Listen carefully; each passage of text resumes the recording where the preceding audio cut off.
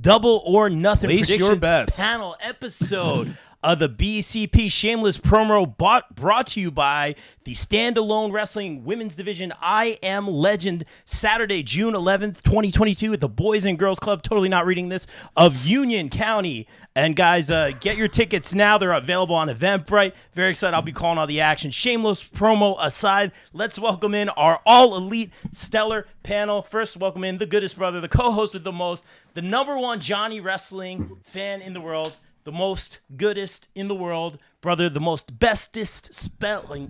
I guess I'm the EST of this podcast. That's it, man. Anything interesting happened this month, man? How you been? Not really. No, same old. Just got a cold. That's about it. Okay, that's it. Yeah, shameless promo. And please welcome to the show. You know him as #lay editor-in-chief of the popbreak.com, #Dad Bodkin. He is the wise, the man, the myth, the legend, Mr. Bill Bodkin. What up, Bill? How are you? I'm back talking about good stuff, so I probably won't get really angry on this podcast, which is going to be really great, as opposed to the last time you had me on, where I just questioned my reason to live, why I've been doing this for so long. This gives me life. I'm very happy to be here. And also not the only one with some gray in his hair either, so I'm really, I love the solidarity here. Silver Fox is on this podcast. That's it.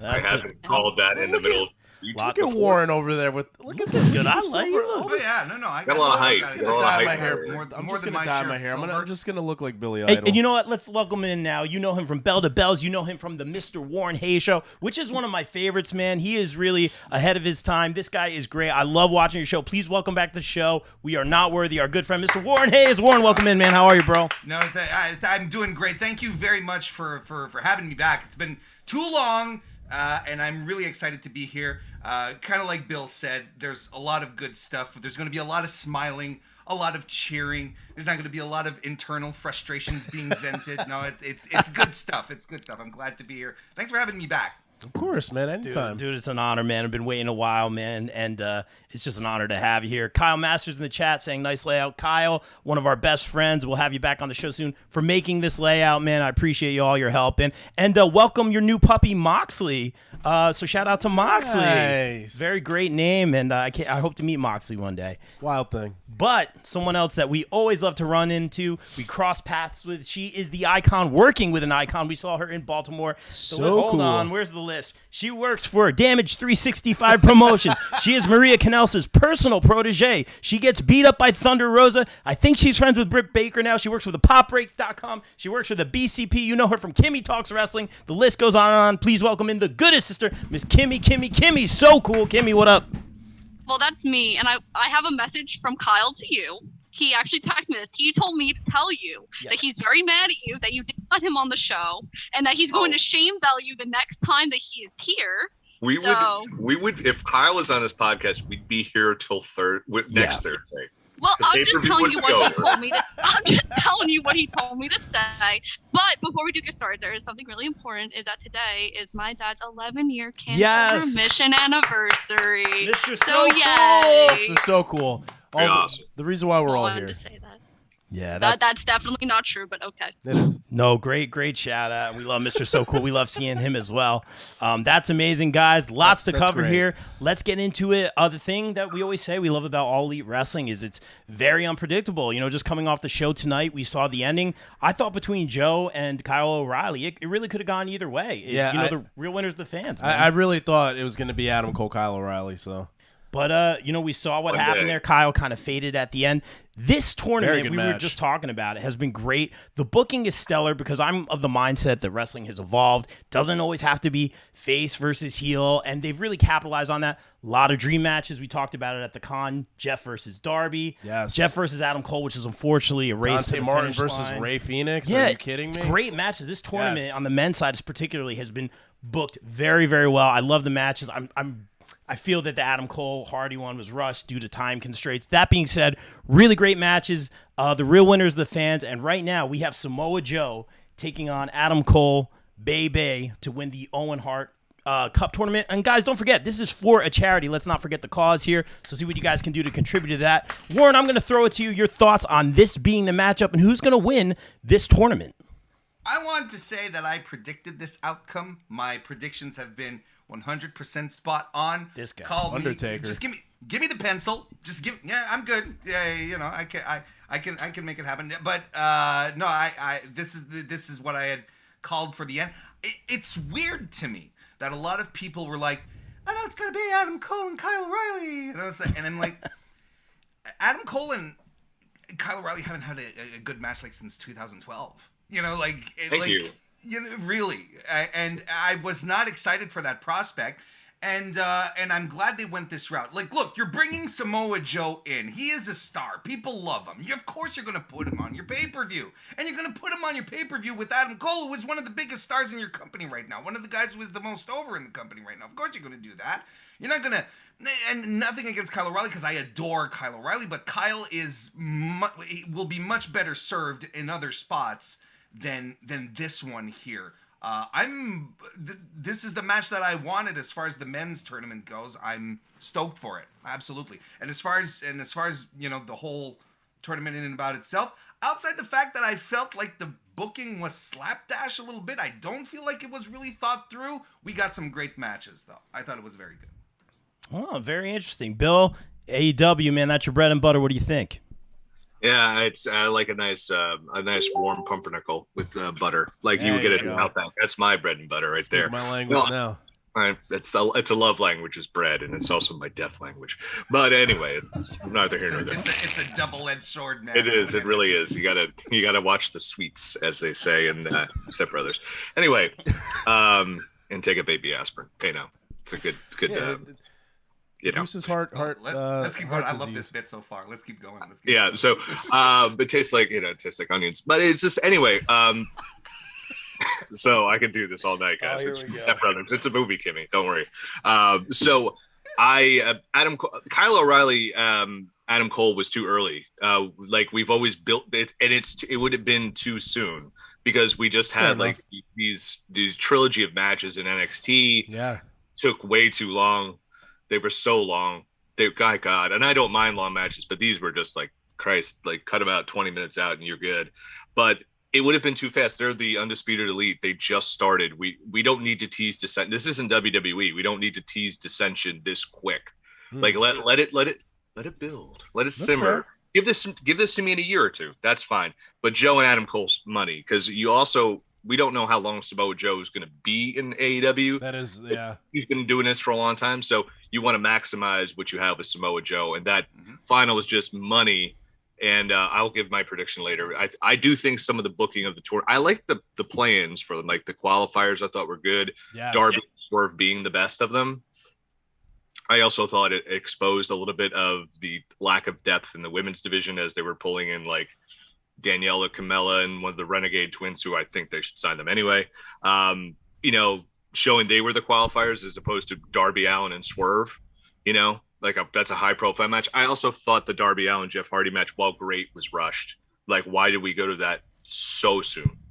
That should have been built up more, in my opinion, but great match. Loved it. And I like this match. I remember I was like, I don't know how this match is going to be. And it was a big surprise for me, and this is the money match, Cole and Samoa Joe. Yeah, very well said, man. Kimmy, before I throw it to you, just welcome in the chat. Kyle Masters, we shout him out. Bubba John saying Handsome Bubba has arrived. Ray from Respect the Craft Podcast.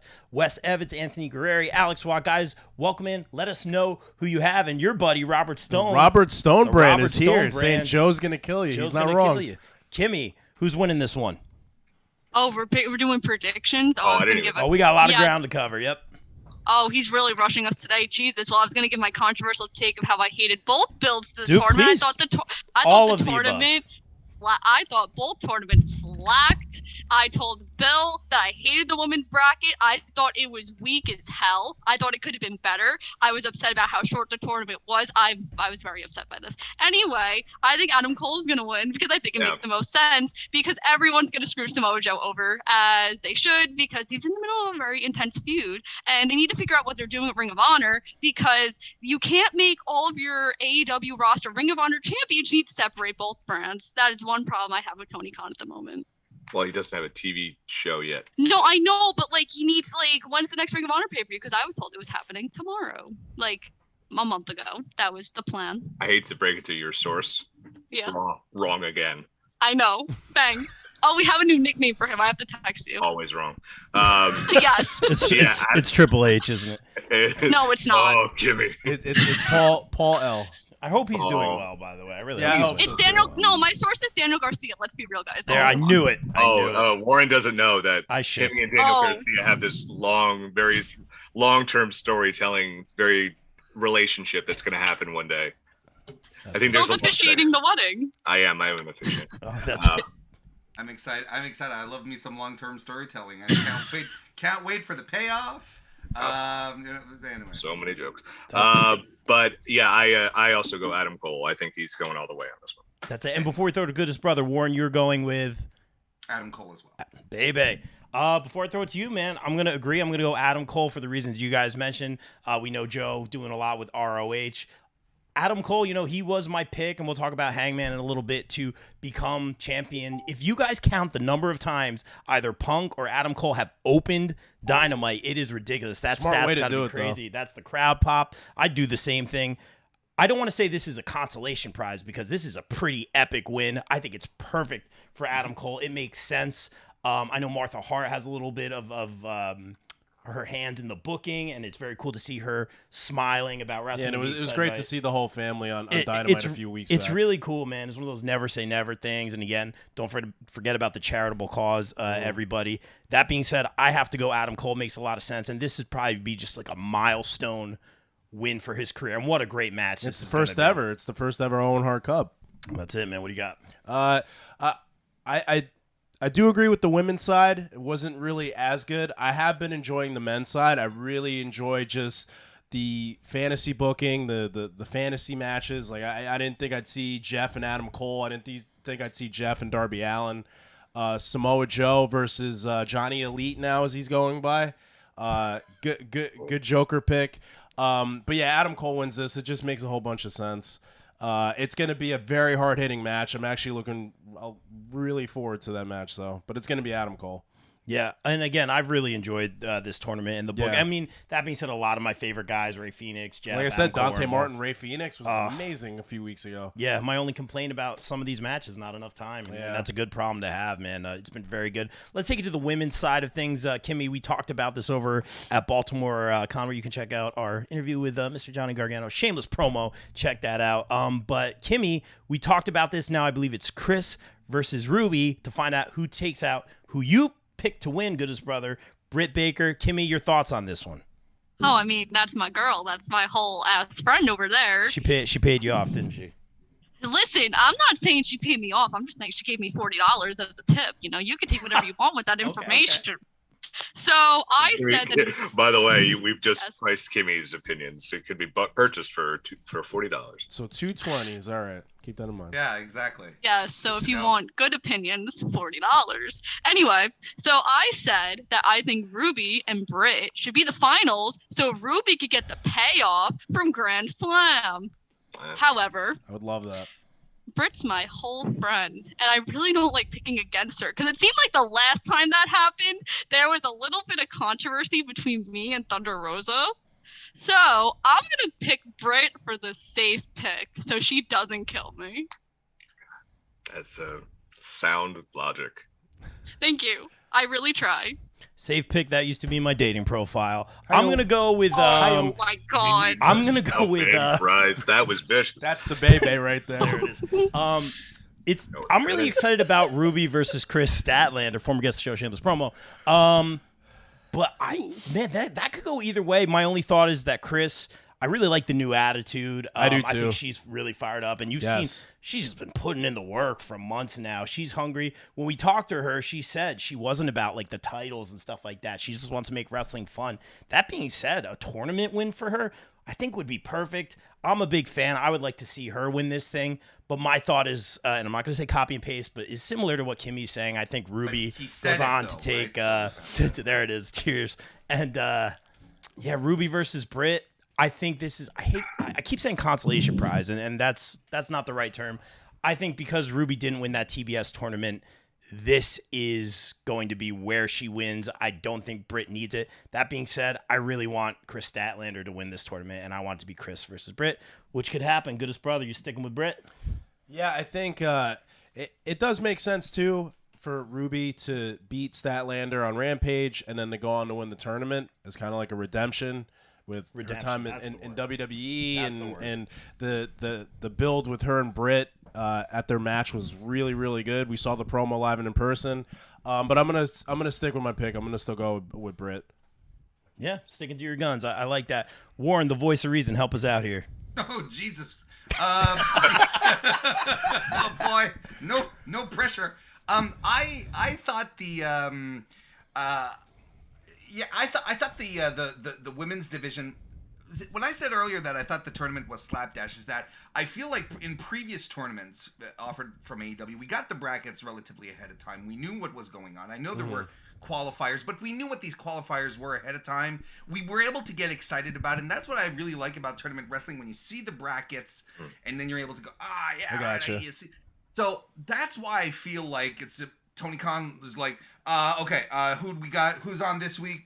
We got nothing for Darby. Let's put him on. You know, I'm exaggerating, of course, but I feel like that's how the tournament was booked, especially when you get with jokers with the size of that roster is kind of, Fair point. A little weird to me. Like it all felt a little, hobbled together. That being on both sides, right? On the men and the women. That being said, I think the women. Look, I think there's two big redeeming qualities to come out nonetheless.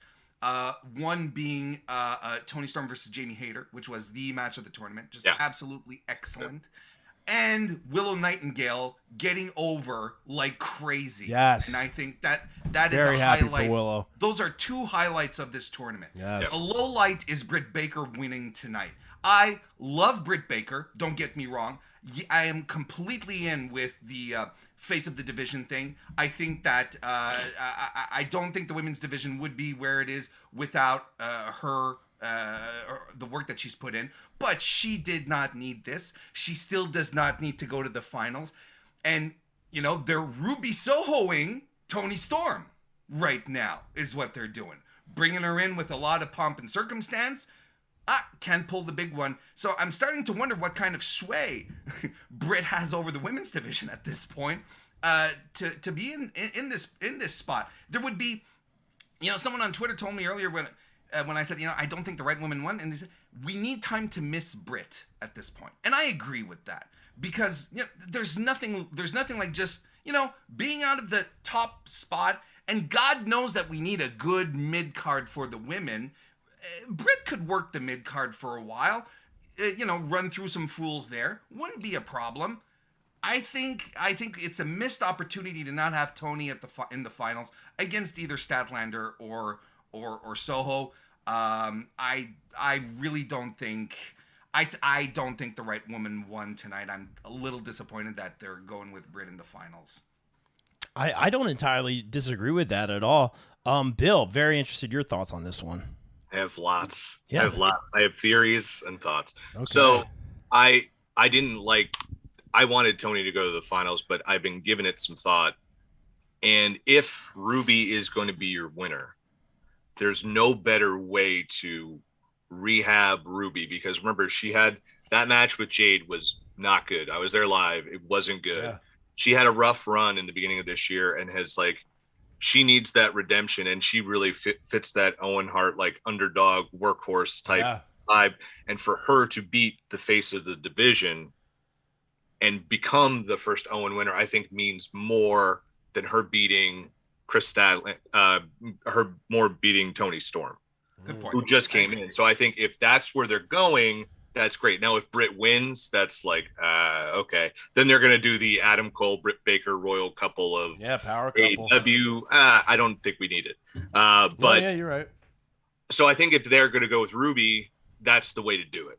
And I think Ruby's going to beat Chris Statlander because, and here's where Bill's Wild West Theory show comes in. It's Jade and the baddies will cost Chris Statlander the match. Mm-hmm.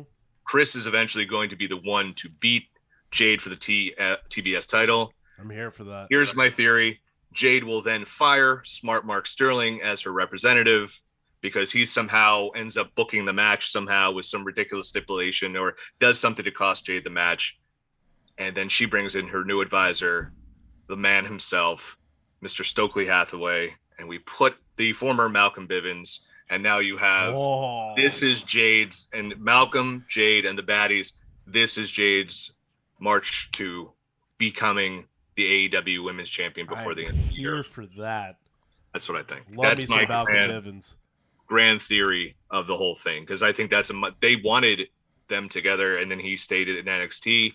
I think Mark Sterling, who's great in the Bobby Heenan manager role, who could take the slip on the banana peel, take the pie in the face, can go as the attorney gimmick, can bounce around from heel to heel and get them over and do a great job there. So I think Ruby will be the one who wins. Of course, I'll probably be wrong, but I'm going to go with Ruby as my pick to win the whole Owen. That's some fun like fan booking, but it makes a lot of sense. I would Checkmate, love if dude. Ruby won. Because how are you going to have Jade lose that title like in any form or fashion, man? I think that makes a lot of sense because it's going to propel her to that next level. Really well said. Welcome Chris Matthews in the chat.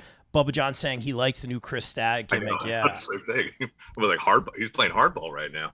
Welcome in, Ref David Zubin. Guys, let us know in the chat who you have. I do want to talk about this one. Thunder Rosa, who was an honor just to shake her hand and thank her for just everything she's done for independent and women's wrestling, and meet her. Someone you're very familiar with. I think you had a little tension with Kimmy over in Baltimore, if I'm correct. A little? Are you kidding? It was hot in that room. So. We'll show the video, I think, maybe a little later. But no, or not. But that being said, this is an interesting feud. We've been talking about this for months now, man. Just so good to see Thunder Rosa. Just first of all, she's amazing. Everything she's done.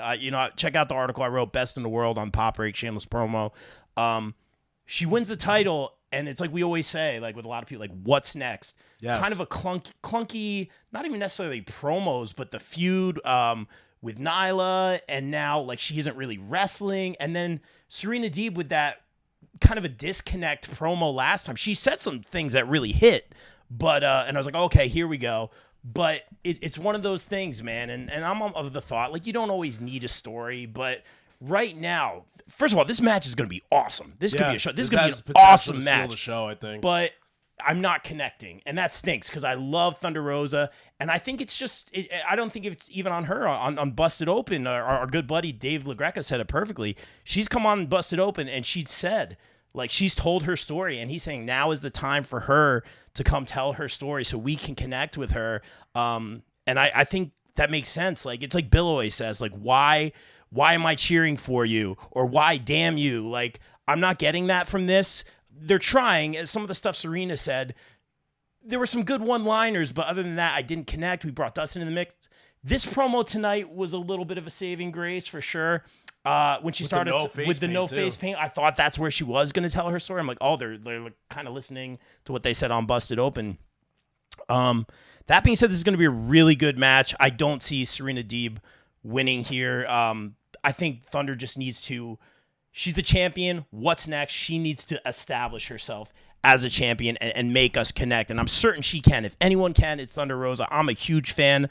I just don't think the booking particularly right now is doing her any favors. That being said, this match is going to be great when they're between the ropes. Everything else I'm a little clunky on, just calling it down the middle. Nunez, I know we've been talking about this, it's the same thing, and I'll get to it when we get to the triple threat tag team match. A few of the champions just haven't really been featured at the forefront. Specifically the tag champions too, but Thunder Rosa had the amazing win in the steel cage in her hometown, and it was great. And then she just wasn't really featured. She was not wrestling much. She had the match with Nyla Rose, like you said. The story, it's kind of not thrown together, but hasn't really caught me.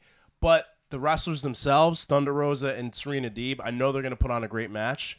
But with this one, I'm going with Thunder Rosa. She's going to get this big win on pay-per-view, and she deserves it. Yeah. Kimmy's so cool. Again, take your personal relationships out of this one. What do you got for us? So all I'm going to say is this match will steal the show, and you're probably not going to see this, but it says scared to pick anyone but Thunder Rosa. There you go. You should blink if you're in trouble. Yeah. Kimmy. Is Thunder Rosa there right now? Yeah. No, she's not. I'm in a lot of trouble. I see her in November, and I don't know what's going to happen. I might not make it past Thanksgiving. Oh man. No, she'll let you go home to your family. I think. No, she won't. Yeah. I think Thunder's a great. I'll give her $60. Yeah, there you go. Up in I'll the chip pay. in on it. Bill, help me out here. Oh man, so I think AEW has this one fault when it comes. They have other faults, obviously, but when they book really good wrestlers together, sometimes I feel like they think like, okay, the match sells itself. Like this is going to be a great match. How much do we really have to put into it? Yeah. And Serena Deeb had a very good promo last week trying to really establish her motivation. Now, it wasn't just like, hey, Thunder Rosa, this is why I want to, you suck, I'm going to beat you. This is like, this is my motivation. This is what I'm doing. And today was, and you could tell Serena had a lot to say, and it was very emotional for her to do.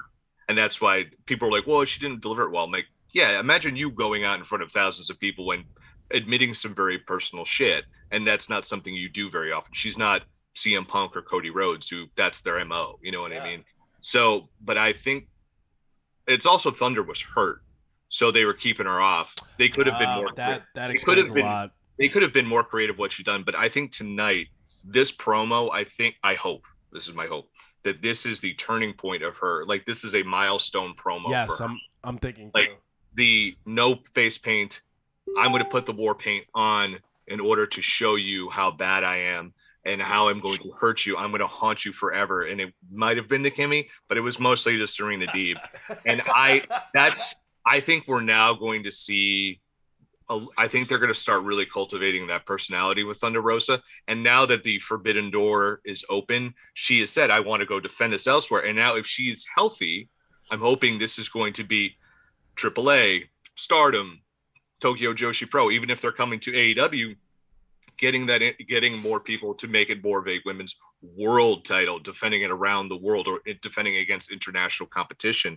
I think that's huge. And I think this will be a turning point for her. Ultimately, what I really want from this match, and just for me, is I want Thunder Rosa to win via a roll up or an inside cradle. She hooks it and, Deeb kicks out at 2.5, 3.5. And she's just like, I was screwed. And if I had another minute, and they somehow work this into making the first AEW Iron Woman match between these two. The first Iron match they did between Kenny and Pac is one of my favorite AEW matches of all time. I think those two, Serena and Thunder, in a 30-minute match, either to open or close a Dynamite, I think would be excellent. And ultimately, I am sometimes a very selfish person when it comes to wrestling, and that's what I want to see. And I think a lot of other people would want to see it. This match is going to be great. Wow. Serena Deeb shows up on pay-per-views. Yes. Remember last year at Double or Nothing, she opened the show, and that was the beginning of her heel turn. She was excellent against Riho. She's going to be great here tonight. And I really want that Iron Woman match. And I could see because they need to start establishing more and more for the women. And also, it's time, like, I think they need that international talent coming in because, again, it's a short bench. They still have not filled that out yet in AEW. They're expanding the roster, but they need more quality players on the team. If JR always talks about fucking football, so I'll do it too. They need more quality names. They need that Candice LeRae and other free agents to come in to bolster that roster, give more time. I know Chris is like, yay. But yeah, they need, yeah, sure. They need more. And I hope this is the beginning of a glorious run to Thunder Rosa before eventually dropping it to Jade, because they need Thunder to be at her strongest and at her biggest to lose to Jade, just to make Jade even bigger. Yes. I love what you said, Bill. In rare form today, my man. Me too. That Iron Woman match sounds amazing. It really does. Zubin in the chat saying Thunder Rosa is going to win. Izzy from the Izzy Words, welcome in. Izzy saying saying all the champion. No, not that Izzy. Saying all the champions feel second billing to their counterparts. Interesting take. Warren, what's your thought here? I'm going to echo the sentiments about Serena Deeb's promo and all of that, but I think that it was a question of, because here's where I want to play off of Bill here a little bit. I think it wasn't I think all of what she said was great content, and I think it was just poorly executed, right? Like, you had some really good ideas, you had some really good foundations, but the delivery was, it's like, I'll make you a cheese sandwich, but it ends up being, I'll make you a cheese sandwich. That's what I want to make you, but it turns out to be, 2 slices of Wonder Bread and a Kraft single kind of thing. Okay, it's a cheese sandwich, but it's not necessarily what I was expecting. You Canadians have a high bar for cheese, man. yeah, we do. I was about to say, I ate that before. You should. But the point is that see, I think sometimes, most of the time, wrestling booking is simple, should be simple in its execution. We like to overthink it. What is the motivation for Serena Deeb to fight Thunder Rosa? She's got the goddamn title. That's all we need. Honestly, that's really all we need.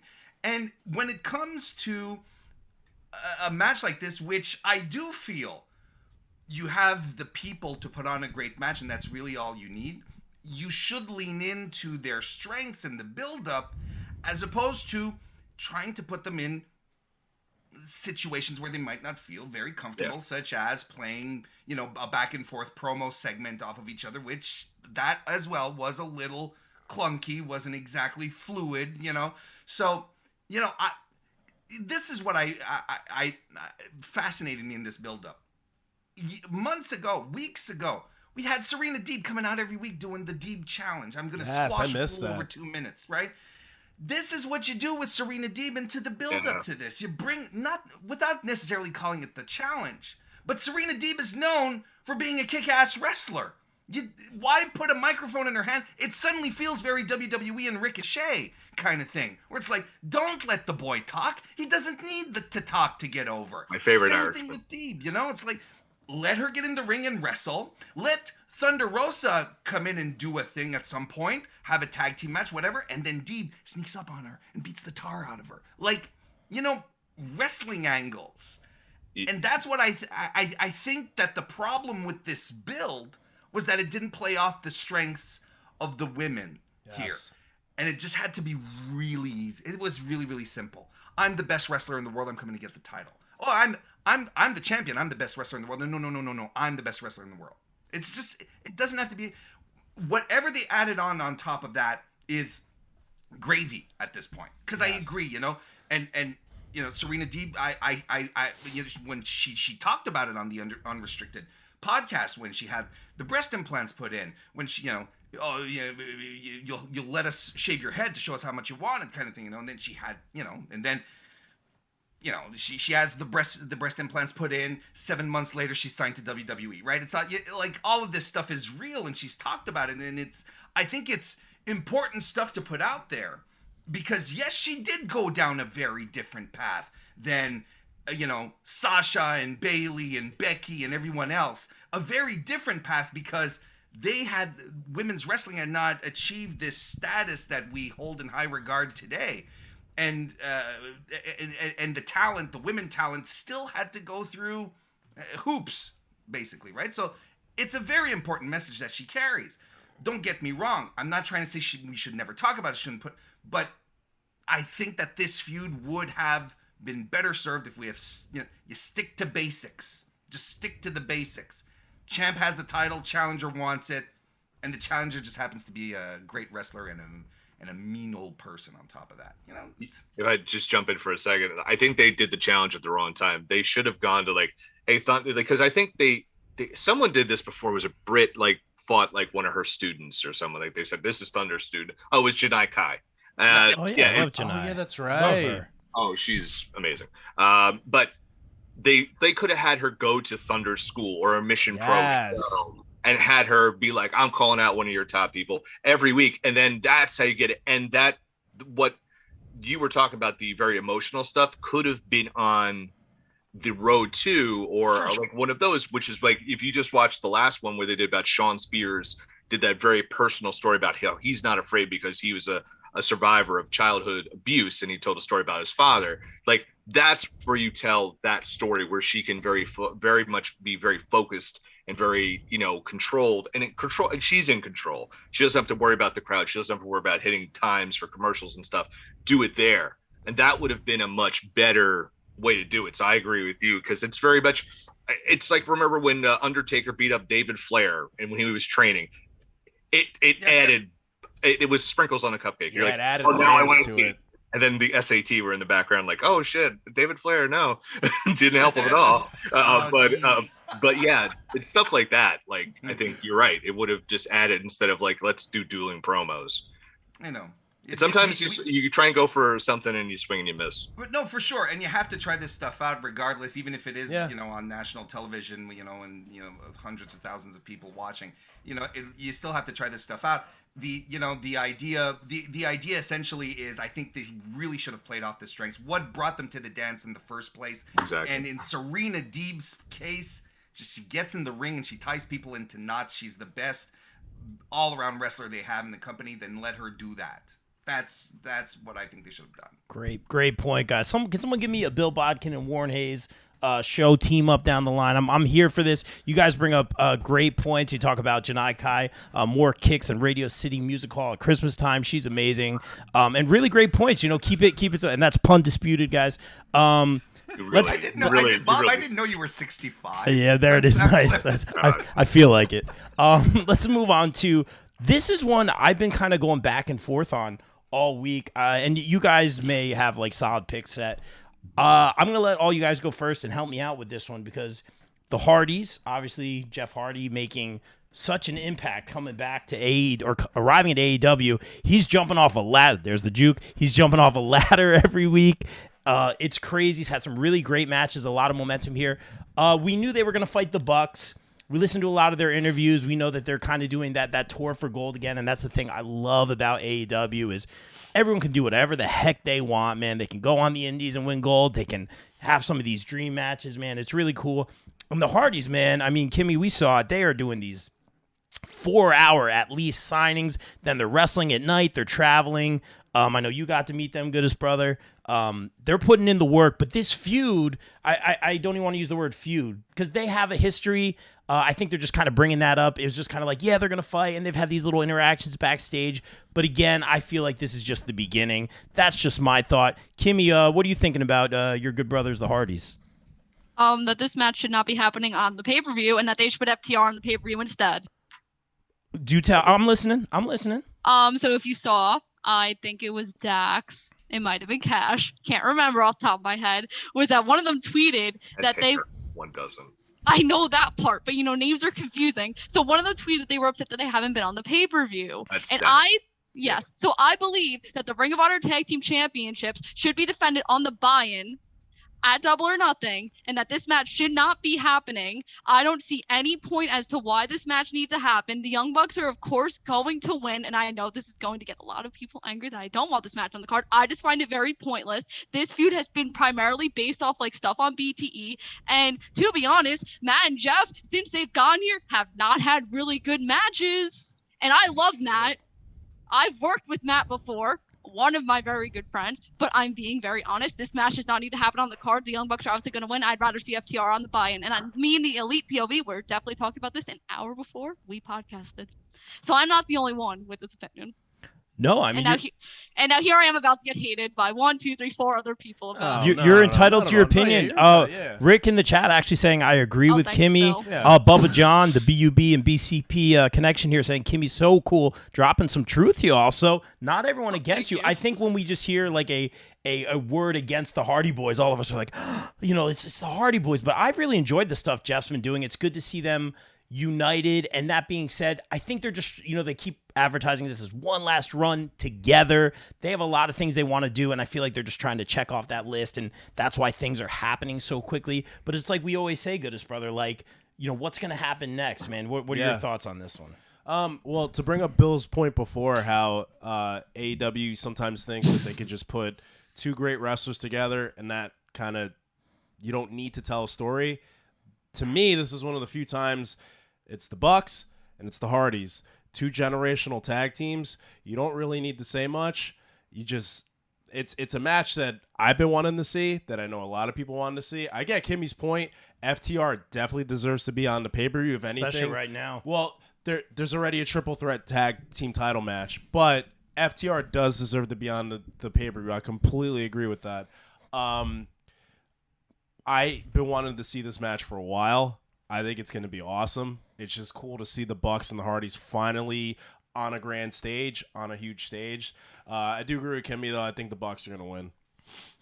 Can I just say two more things? Of This course. match happened already in Ring of Honor, so this match Okay. happened already. Yeah. I'm saying on a grand stage, though. I know. I'm not. just No saying. offense to Ring of Honor. I'm just saying. No, like, I know. I'm just saying that, and I had another point that I completely forgot about, so now I feel stupid. No, fine. If you gotta just jump, just interrupt Bill. He loves that. Let's. I honestly don't care. But Oh boy. like we always say, and that's a great point, Kimmy, you bring up about FTR, especially right now. They're red hot. I'm actually not the biggest FTR guy. I'm more. I remember my point now. That being, Okay. Yeah, go ahead. So I would rather see this match in the Hardy's retirement match. Make that be the Hardy Boys retirement match. That should be would this match. cool. That would be a more high stakes than this random. There's no stakes. What's the And then- stakes here? We've seen this already. And have Matt go. I'm sorry, I love you, and then super kick Jeff. Exactly. Or There you hit go. him with a chair. Oh man, that's gonna happen. Yo, you know that's gonna Sunday. happen. No, I mean on this Sunday, it's definitely gonna I'm happen. sorry, I Oh. love you. I love that. Oh yeah, he's done that a million times. It's great. That's great. But it's like we always say, and it's a great point. Like FTR, I've never been I've always respected them. It's just never been like my personal cup of tea. That being said, they always put on great matches. We know that right now they're red hot. I can't deny it. Just had an interview on Wrestling, guys. Check that out with Brandon Walker. Shameless promo. But it's like you always say, goodest brother, there's so many people that a lot of these people that are red hot right now are getting lost in the shuffle. Lost in the shuffle. My big issue with AEW has been the factionism, but right now it's a good problem to have. You have so many people, and I'm so thankful for all of our friends who are getting jobs and opportunities, and there's an alternative. It's great, but we're using all of them on Dark and Dark Elevation, but like you said, I think that's why there's so much factionism. We're trying to get everyone in. Yeah. Sometimes it's not organic, which I'm all about the storytelling. So it's very, very interesting. Hardys versus Bucks. Bill, help me out. I mean, did everyone miss the part of Dynamite tonight where two guys from New Japan came out and kicked the shit out of them? I was leaving that for I you. might- I wanted you to I- do did it. I- So you did think I- that's going to be this pay-per-view Did and I not see a mirage of one of my favorite wrestlers, Jeff Cobb, hit the tour of the islands and take someone's What- soul out of their body? Excuse me, one of probably the greatest tour of the islands of all time. It Yeah. was brilliant. So I could easily see because they are not the IWGP tag team champions. So what I could definitely see is on the buy-in or somewhere on the pay-per-view, Dax and Cash are like, we want to be the IWGP tag team champions. What better way to get on that road for a pay-per-view at the end of the month than beating a top team from New Japan in AEW? Because I also think they're going to be the IWGP and AEW tag team champions within a short period of time, and they're going to have 4 belts. Moving on, the Hardys and the Bucks. I'm going to apply my Samoa Joe theory here. We don't know what the contract term or shelf life of Jeff Hardy is. We've seen that it's like, we don't know, because we saw that. Remember that Jeff Hardy Bobby Fish match was rough. Jeff did not look too into it. Now, I'm not saying it could have been nerves. It could have been whatever. It could have been, listen, the guy's been through hell. Yeah. So they might want, and even Matt Jackson after the FTR match is like, I don't know how many big matches I have left in me. Yeah. So they are going to maximize this match. I think this match is actually going to be good. Yes. I think it is not the last time you will see this match. I do think the Bucks will be the retirement match for the Hardys. If this is a year-long run for the Hardys as a team, I think they will get a token tag title run. And I like the fact the Hardys are leaning into, hey, we're older, we're veterans, basically taking what everyone is saying on the internet. We're past our prime, we're on borrowed time. Over prime, as Jeff says. Over prime, that's Optimus Prime's cousins. Come on. Nice. So, nice. So I think the Hardys are going to win. So I think Okay. they're going to bring them out, and I think this is going to open the pay-per-view, because what better way? You're going to get, everyone doing this, and then, you pop the crowd, you get a 10-minute match, and I think the Hardys could steal the win here. I could be wrong, but I'm going to go with the Hardys on this one. And then the Bucks get infuriated, and I think what we're going to end up getting eventually is the Elite going against the Hardys. Darby Allin is going to align with the Hardys because Sting is out for right now. Kimmy just sent me a tweet from AEW officially saying Sting is injured, cannot travel, will not be here. for meet and greets. So they're taking Sting off for a while because Sting probably needs to rest because he's 62 and fucking insane. And like, so having them together, and we're going to see some sort of elite versus, you know, Darby Hardys, and there we go. Off the races we go. Very well said, and welcome Kristen Ashley, the amazing Kristen Ashley, to the chat. Let us know who you got. Little wavy wave from the handsome guy. Warren, very interested on your thoughts on this matchup. I'm so glad Kimmy said what needed to be said about the Hardys, because I always felt like I was that guy. You know, that the guy was like, oh, really, Jeff Hardy? Okay. You know, it's like, because look, fine. I don't undeniably, you get like Jeff is he's a legitimate legend, like in the Oxford Dictionary sense, not in the WWE legend sense, you know, where they have you sign a contract to become a legend. He is a legend in the business. He's and his appeal to this day is remarkable. Even Matt himself, people love the Hardys, okay? Like last year I was shocked, and Kristen's in the chat, she can attest to this. We saw together 2 AEW shows on 2 separate occasions last year. Both times Matt was like, one time was on a dark and another time came out during a commercial break. Both times the place is erupt, and he's a heel at this point. He's doing the Hardy home office, whatever, and people love the Hardy Boys. Okay, it's undeniable. So I get it. I also get that, you know, you have Sting coming in and he's doing his thing on his terms, going on his terms. This is legitimately, it's his swan song that he's doing here. Something that Vince would never give him, you know, and for multiple reasons. And, you know, Matt and Jeff are like, this is probably how we want to go out as well. You know, this is probably how we want to do it as well. How long it's going to take, so on and so forth. But the difference here is that they're using Sting in a very intelligent, you know, particular way. They are being very protective of him, you know, not exposing anything, being very smart on how he's, well, you know, smart as far as he starts throwing himself off his shit. Whereas I don't think you put Jeff Hardy in singles matches. You know, no. I think, you know, he has to get the hot tags, come in and, you know, I agree. Run through the hits and good night everyone, right? Yeah. And I'm with Kimmy as well. The Hardy Boys Young Bucks match happened at Supercard of Honor 9, I want to think.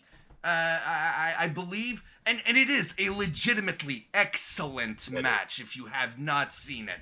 If they can hit those highs, because I'm a Young Bucks guy. I believe these guys can do magic. I believe they're like they're the David Copperfields of tag team wrestling. You put them with 2 people where you're like, well, whatever's gonna happen, and then suddenly it's like, burst, like it's magic. If there's anyone who's going to bring the best out of the Hardys, it's going to be these 2 guys, because they have in-ring brains. They understand how everything works. It boggles my mind. So if there's anyone who can drag it out of the Hardys, it's going to be this one. Any other team, I don't think it would do it. And I think the Hardys are going to lose. I think the Bucks win this one on top of it all. You know what? I'm changing my pick. Wow. Okay. Wow. You know why? Because I just was thinking about it. I'm like, the Hardys lose this one, and then the ultimate is their last match they win, and then this way they finally get the one they wanted. You know what I mean? But I was talking about on my own prediction show. I would not even be surprised if the Jacksons insisted on losing. You know what I mean? Yeah. Where the Jacksons are like, 100%. Yeah. We're going to lay down for the guys. We're fine with this. That was the whole thing in the beginning of AEW. Them and Kenny wanted to lose to everyone. And Tony Khan's like, we haven't established anything. You can't lose every week. Yeah. Get established first. Yeah, let's be on TV for more than a month, guys. Yeah, exactly. But yeah, you know, it's just like it's not the match I'm most looking forward to outside of pure, you know, wrestling observation curiosity. Like how is this going to go? But it's not what I'm excited for, but I'm very, very curious nonetheless. Like I'm going to be fascinated to see how this one's going to go. Really, really great points, guys. This is why I love having you here. Welcome in our guy from Dirty Heels Podcast, Kofi Weedston. Yes, we live, baby. We live. So I've been doing a lot of thinking on this one, and you guys bring up great points. You know, I hate to do the cop out this is going to be the draw. You know, that's AEW's little secret weapon. My thought is this is like you guys said. I'm not saying retirement. I'm not saying last match. Not yet.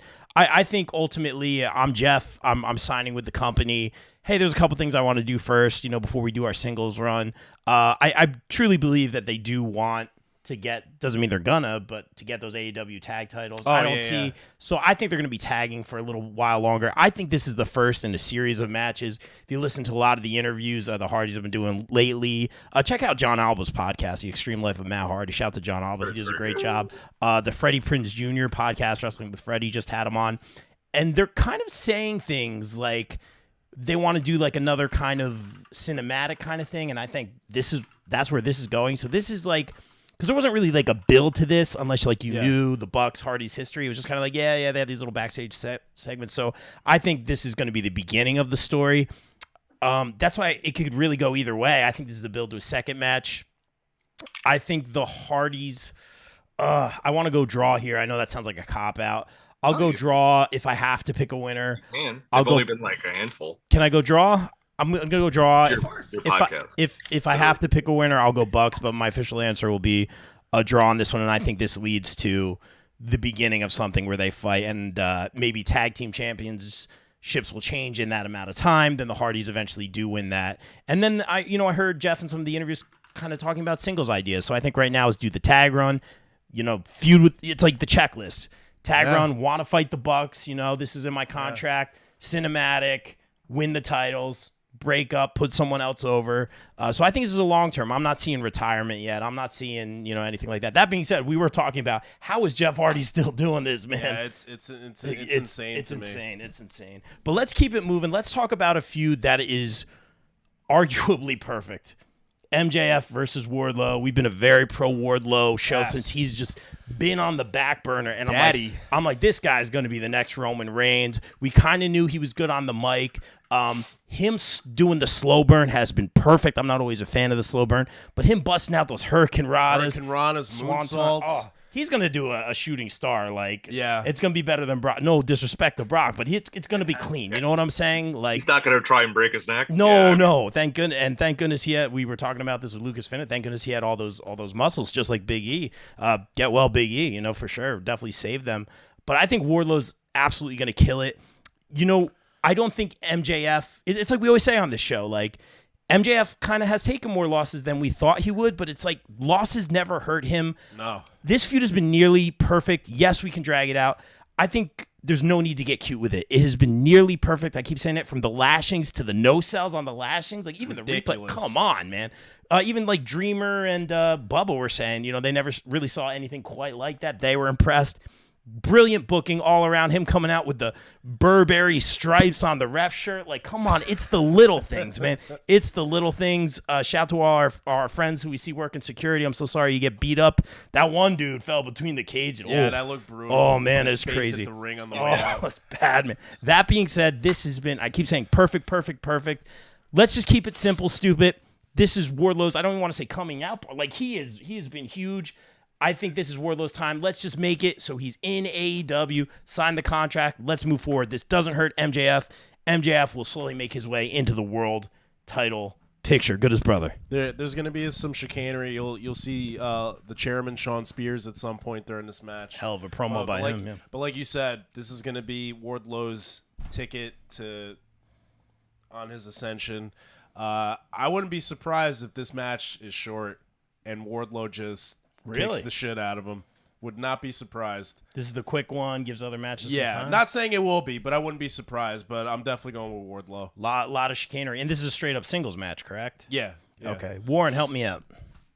By the way, the wrestler who got sandwiched between the ring and the hell of a bump. is Leo Sparrow, based out of Wait, Long was it Island, Leo? New York. That was Leo I was Sparrow? thinking he's a buddy of How ours. did you not recognize him? Yeah, You know what? I thought it looked like it. There's so I much didn't going realize that on. it was him. We saw Jay George, but I'm like, Yeah, and we Leo's our definitely saw guy, Jay George, dude. yeah. ISPW tag team champ, It's not 2-time. much of it. I apologize for that, Leo. That's my dude. That's fine. No, look, I'm here to pick up the slack. No big deal. That's why, dude. You ain't wrong, man. Go ahead. He even tweeted out that he's still stuck under the rings. If someone, that's yes. Shout out, Leo. He's in Las Vegas.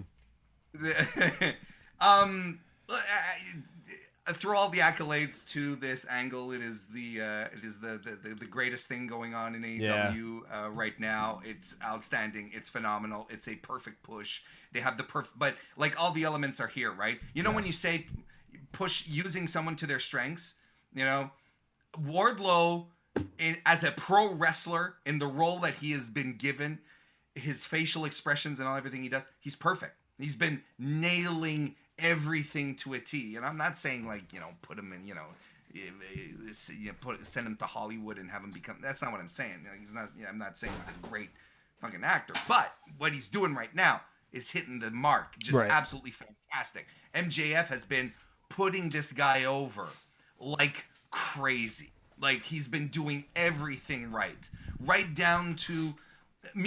Look, I'm telling you, simple wrestling angles, they just work. The lashes were great, but you know what made me pop out of my seat? And it's when he grabbed the belt and strangled him, right? Had him by the throat and was right in his face screaming at him. That is right out of, Memphis in '86. And I'm like, this is fantastic. This is absolutely fantastic. Yeah. He understands it. He gets it. MJF gets the whole deal here. Now, the big test is going to be once Wardlow beats MJF. That's that, and not necessarily Wardlow's test, because people love Wardlow, and they're ready to love him. They want to love him. This is going to be on Tony. This is going to be on, best booker of the year for the past 2 years, Tony Khan. This is going to be on him, because I think his prize for best booker of the year 2022 could hinge on how he handles Wardlow for the rest of the year. For real. That's really going to be the big test moving forward. Very interesting. Let's go, Kimmy. Oh boy. So this is the one thing I like. They did good here, guys. Tony, you did really good here.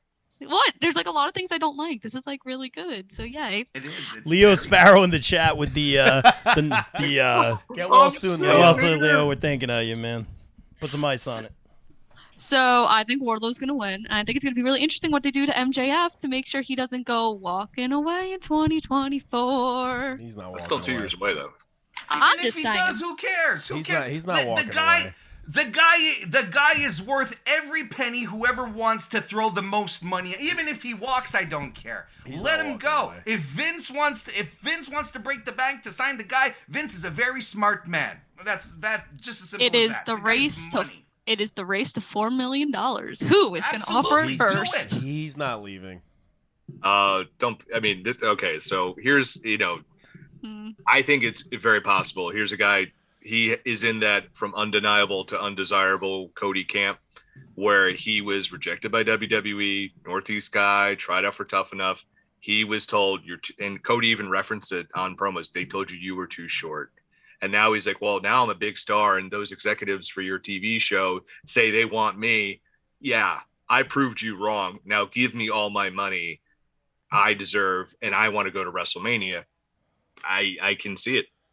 I'm a huge AEW fan, but I can see it happening. Don't worry, he'll lose to Rollins too. He'll lose to Rollins at that WrestleMania. Don't you worry. Oh, how they use him is irrelevant. Yeah, I don't. If the Kimmy just wanted to throw Rollins into. Yeah, she does that. Sorry. But I think we don't also know what's going to happen in 2 years with WWE. God, no.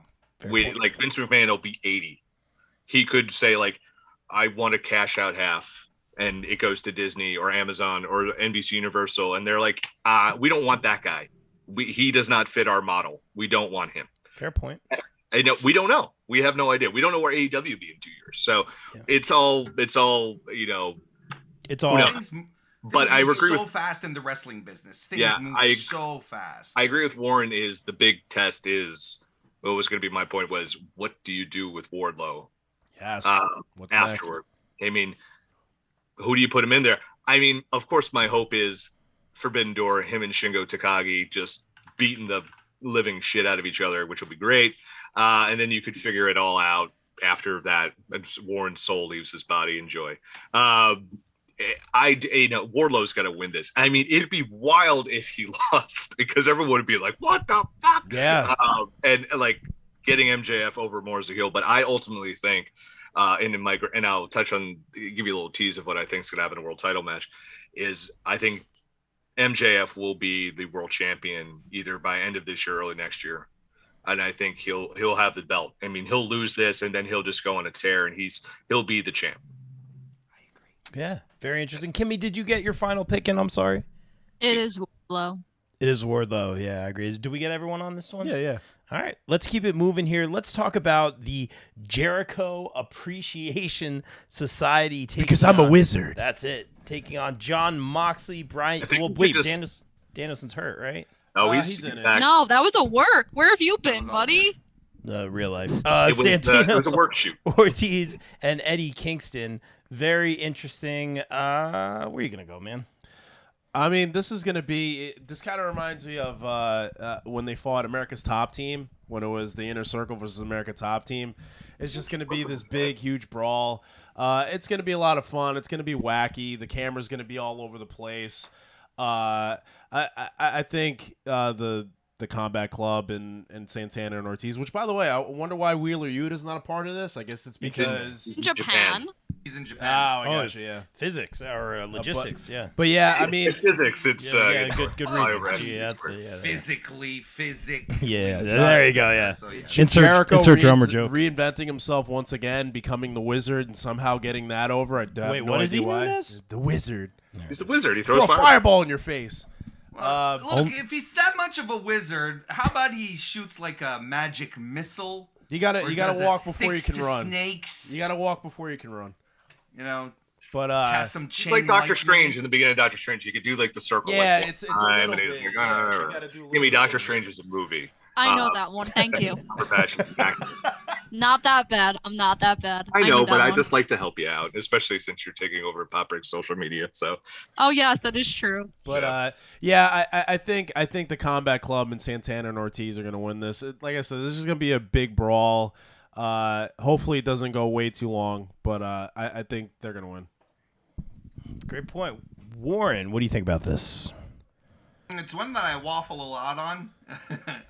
Look. First of all, I'm excited for it, and like you guys said, I'm hoping that this will turn into, it has all the potential to be like all over the place, right? Yes. And I'm kind of feeling, like you said, kind of like an ECW tag team match like in 1996, 1997. Just where fighting you'd in the have crowd and just split out, and then you have camera angles going on over here, Yes. and they switch back to the camera, and that adds to the chaos, right? So that's what I'm hoping for. If they can manage that, it's going to be great.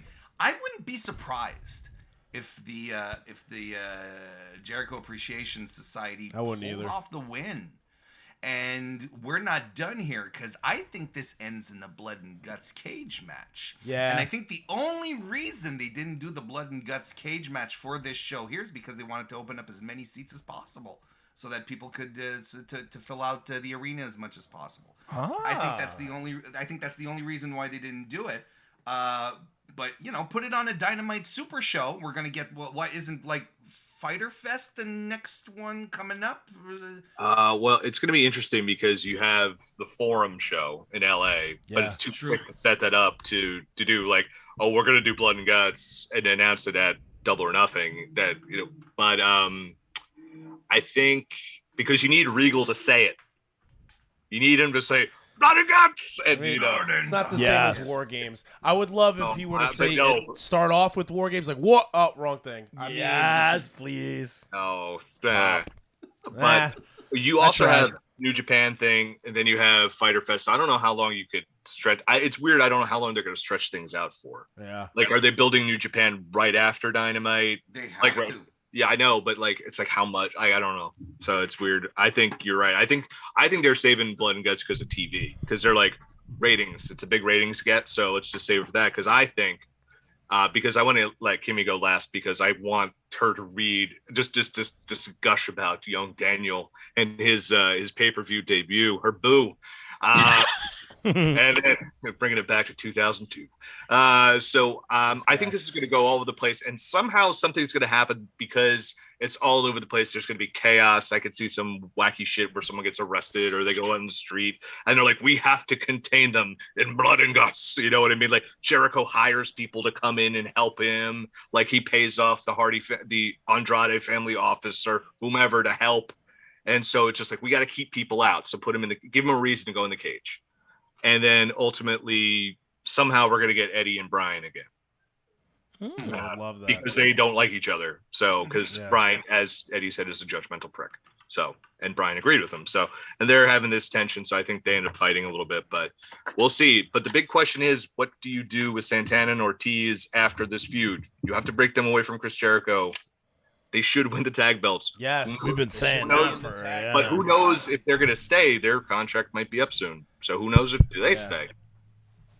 Very interesting. I'm gonna go I go either way on this one. I think I'll just go with Jericho's guys because want to see the up and comers get some shine for sure, and I'll just go with that. And I was gonna say, I forgot to bring up, I love the idea of we're sports entertainers and we're here to beat up all the pro wrestlers. I actually do like that dynamic as well. Only Jericho could get the wizard thing over. You know what I mean? Like it's great. It works. Like it's just because it's Jericho. It shouldn't work, but it does. Exactly. Kimmy, help me out.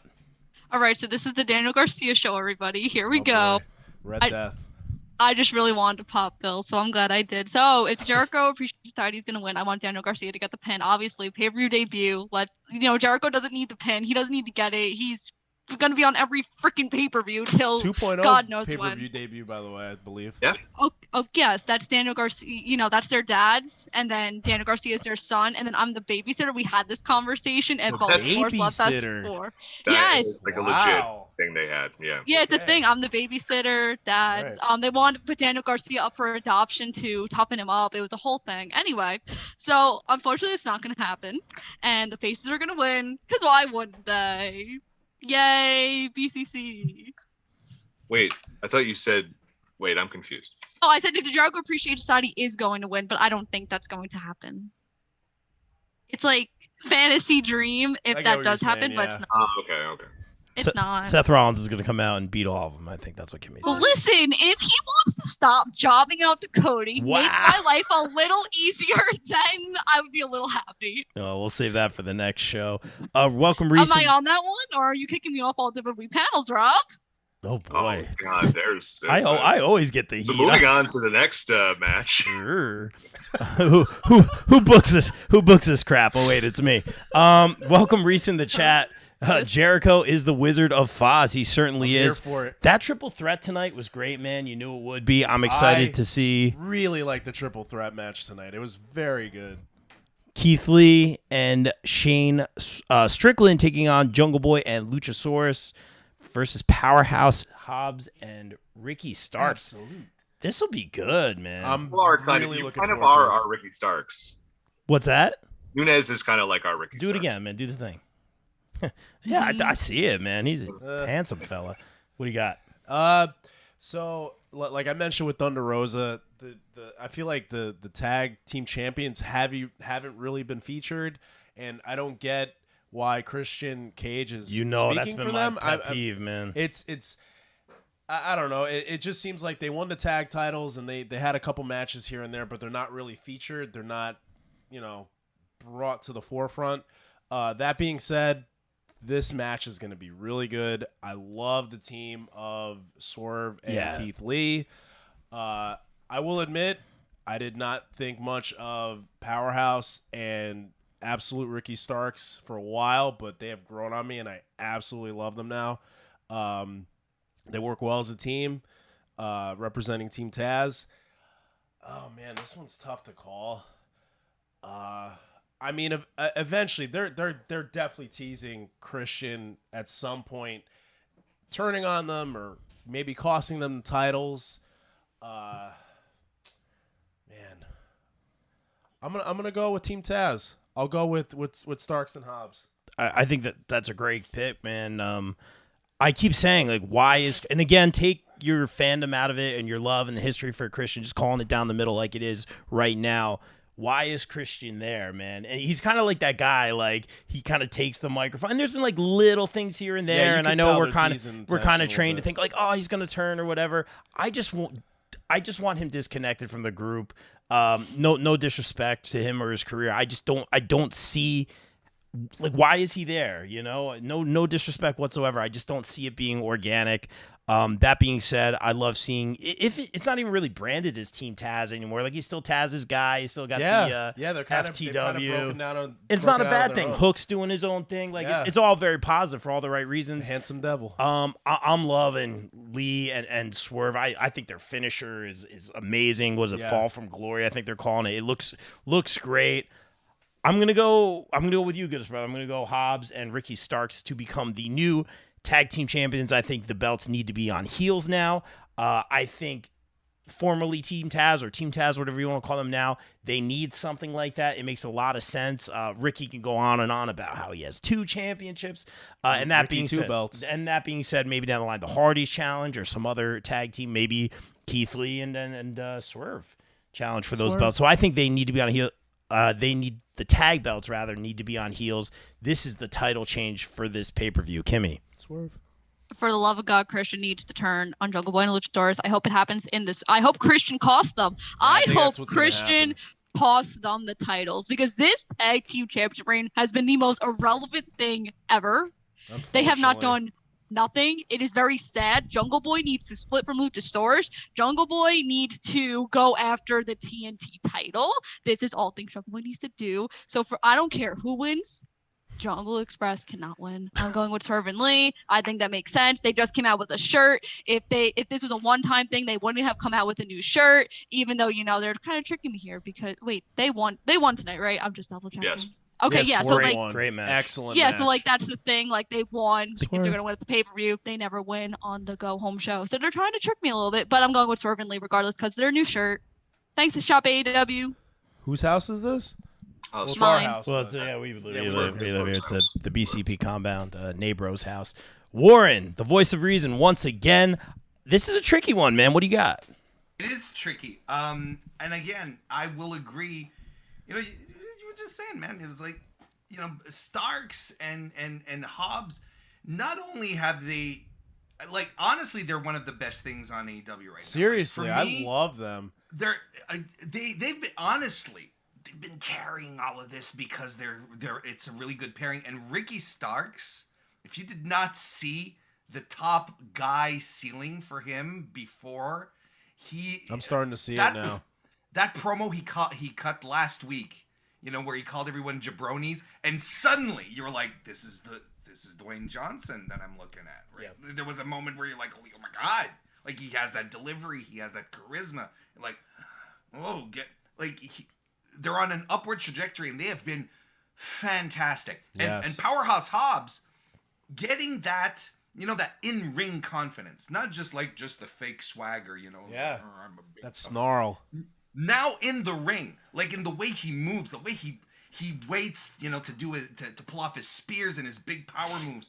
It's just he's grown into it. Like, this is going to be, these two guys continuing down this path are going to be another AEW success story where they just took two guys that, well, Ricky Starks had been around for a while before that, but maybe, let's say, unknown to the mainstream wrestling audience, and then brought him up to this fantastic level, because they're absolutely phenomenal. They've been a cornerstone. I've loved the BCC. I've loved the MJF Wardlow stuff, and these two guys. It's been absolutely, and FTR as well, but these two guys too. It's a tricky one, and I find it weird. And I think this is where, look, I think, I'm trying to say too many things at once. First of all, what if it's Jungle Boy who turns on Christian? I've been thinking about that. I saw you tweet that, and I've been kicking around in my head for a long time. What if this is where he becomes Jungle Jack Perry? And then he gets a bit of an attitude. He's been cutting his promos a little more. He's been, they're trying to give him the singles thing. Because I'm thinking, if you're going to bring in Stokely Hathaway, which is something we've been talking about, there's another guy that you could pair up and have him be his mouthpiece. And Look, I'm just throwing that out there. Everyone's like Christian, but I agree with Kimmy. This is we're good with Dino 210 at this point. Let's split them apart. Nice. And have them go do something else. And let's have them go do something else. Especially, like, I don't know what you do with Luchasaurus after. Yeah, that's after true. This. And honestly, I guess he goes extinct. All right.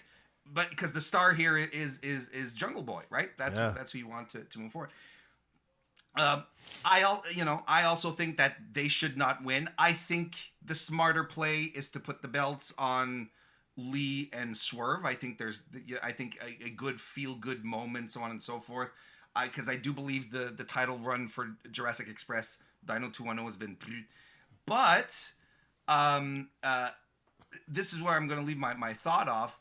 Very interesting. Second pay-per-view in a row, tag team titles are in a triple threat.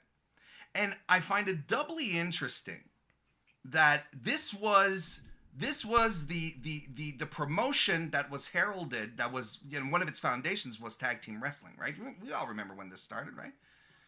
Tag team wrestling was going to be at the forefront, and it can main event, and then you had Santana and Ortiz, you had the Bucks, you had the Lucha Bros, you had the Hybrid 2, who were still a very good tag team despite not really rising to the occasion. They were pushing Private Party, something fierce at out the gate. FTR comes in, and everyone's like, this is the place for tag team wrestling.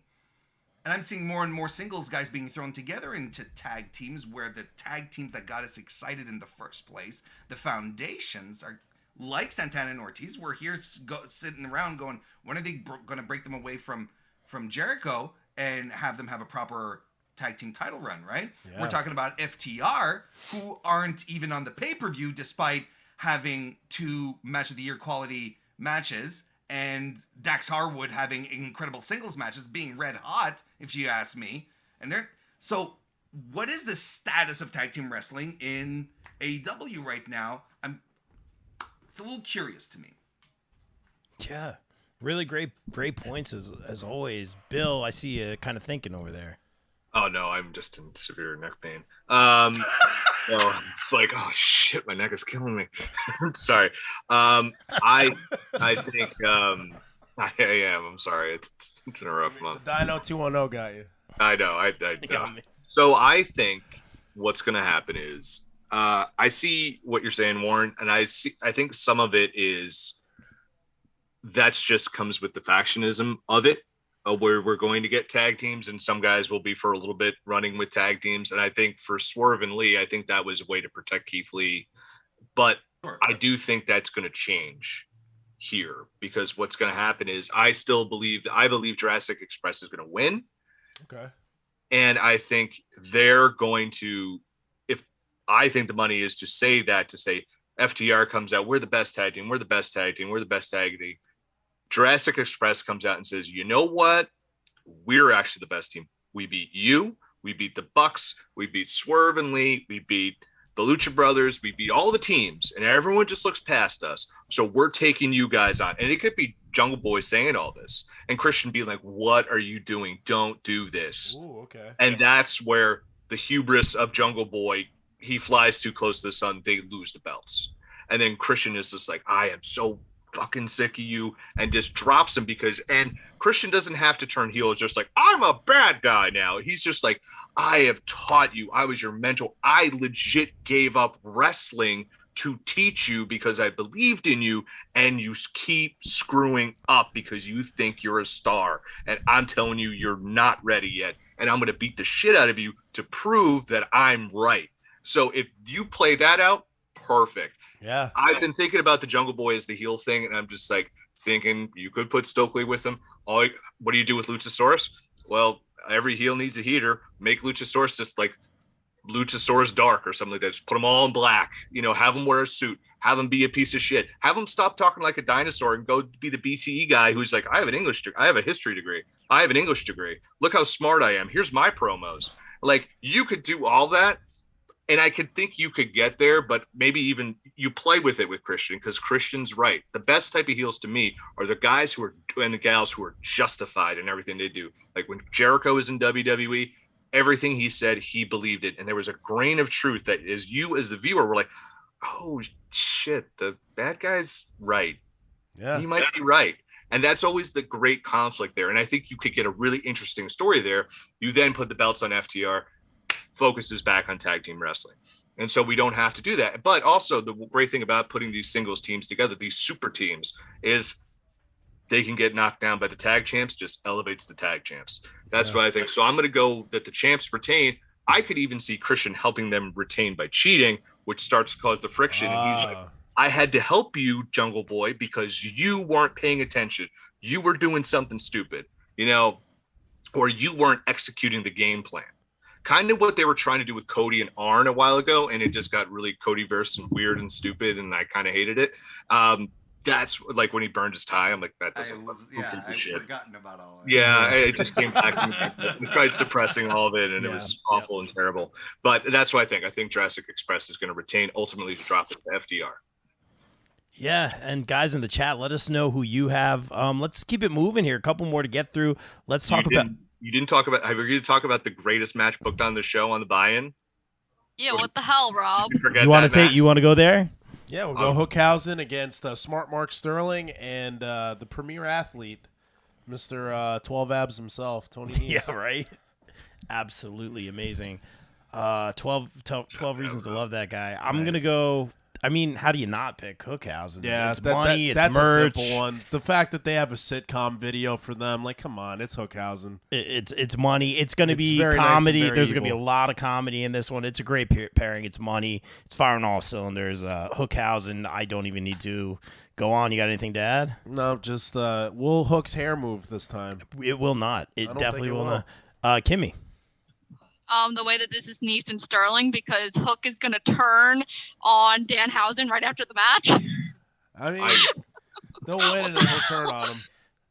Like that's how you don't pick HookHausen. Like, yay, they sold shirts! Hooray! I think they'll sell win, them but shirts. yeah, you're right. I think Hook will just attack him. I don't think it's a turn. I think he'll just beat him up. Exactly. Yeah, I say pump out that merch for a little bit. Because here's the thing, like, is Danhausen even cleared? Let's think of this logistically. I mean, is he cleared? Here's another fair point. Does Hook even need to make a tag? No, probably not. So great point. I just think just from a business perspective, you keep them together, keep that merch cranking out. Danhausen himself is money. Hook's money. Like let's make that money, Bill. Also, can some vendor please book him for Baltimore Slugfest 5? Because he said that all these vendors are trying to book him. So please, somebody, leave him, don't care who you are. Need stacks of money. Yeah, leave him stacks of money. That's all. And a blimp. And possibly a PT Cruiser. Okay. This is the most perfect thing AEW is doing right now, in my opinion. Because you've literally, you took a guy who is, you took two guys who were just like, people are like, they're meme wrestlers. Okay, whatever. They're very popular. And yet somehow when they shook hands, it was like the mega powers in the 80s shaking hands and everyone went ballistic. Yup. And it all started with Hook trying to curse, Danhausen trying to curse Hook, which makes, it's like, why is he trying to do this?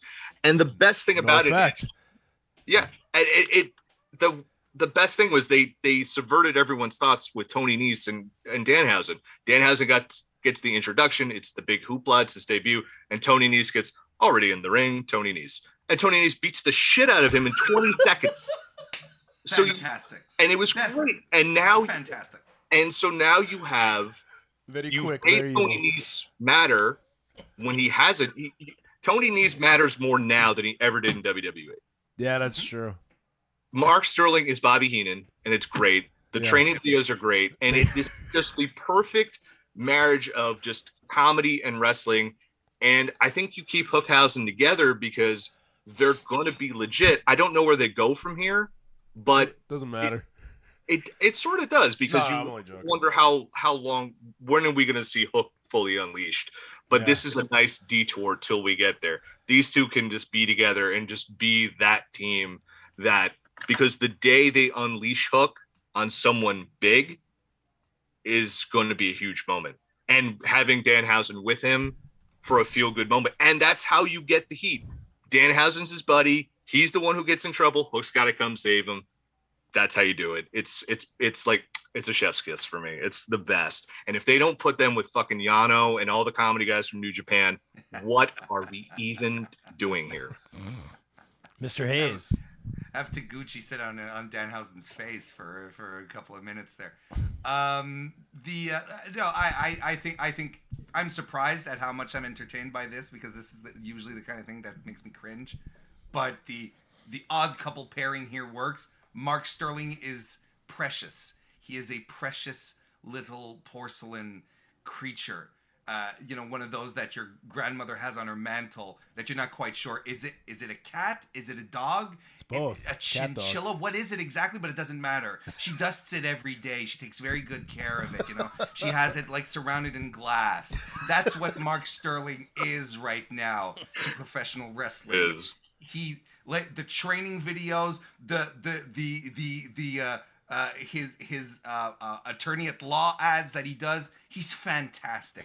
The role that he's playing with Jade, he's inadvertently helping Jade be even bigger. Yeah. Because while he's in the back and he tries to speak, and then she goes, Mark,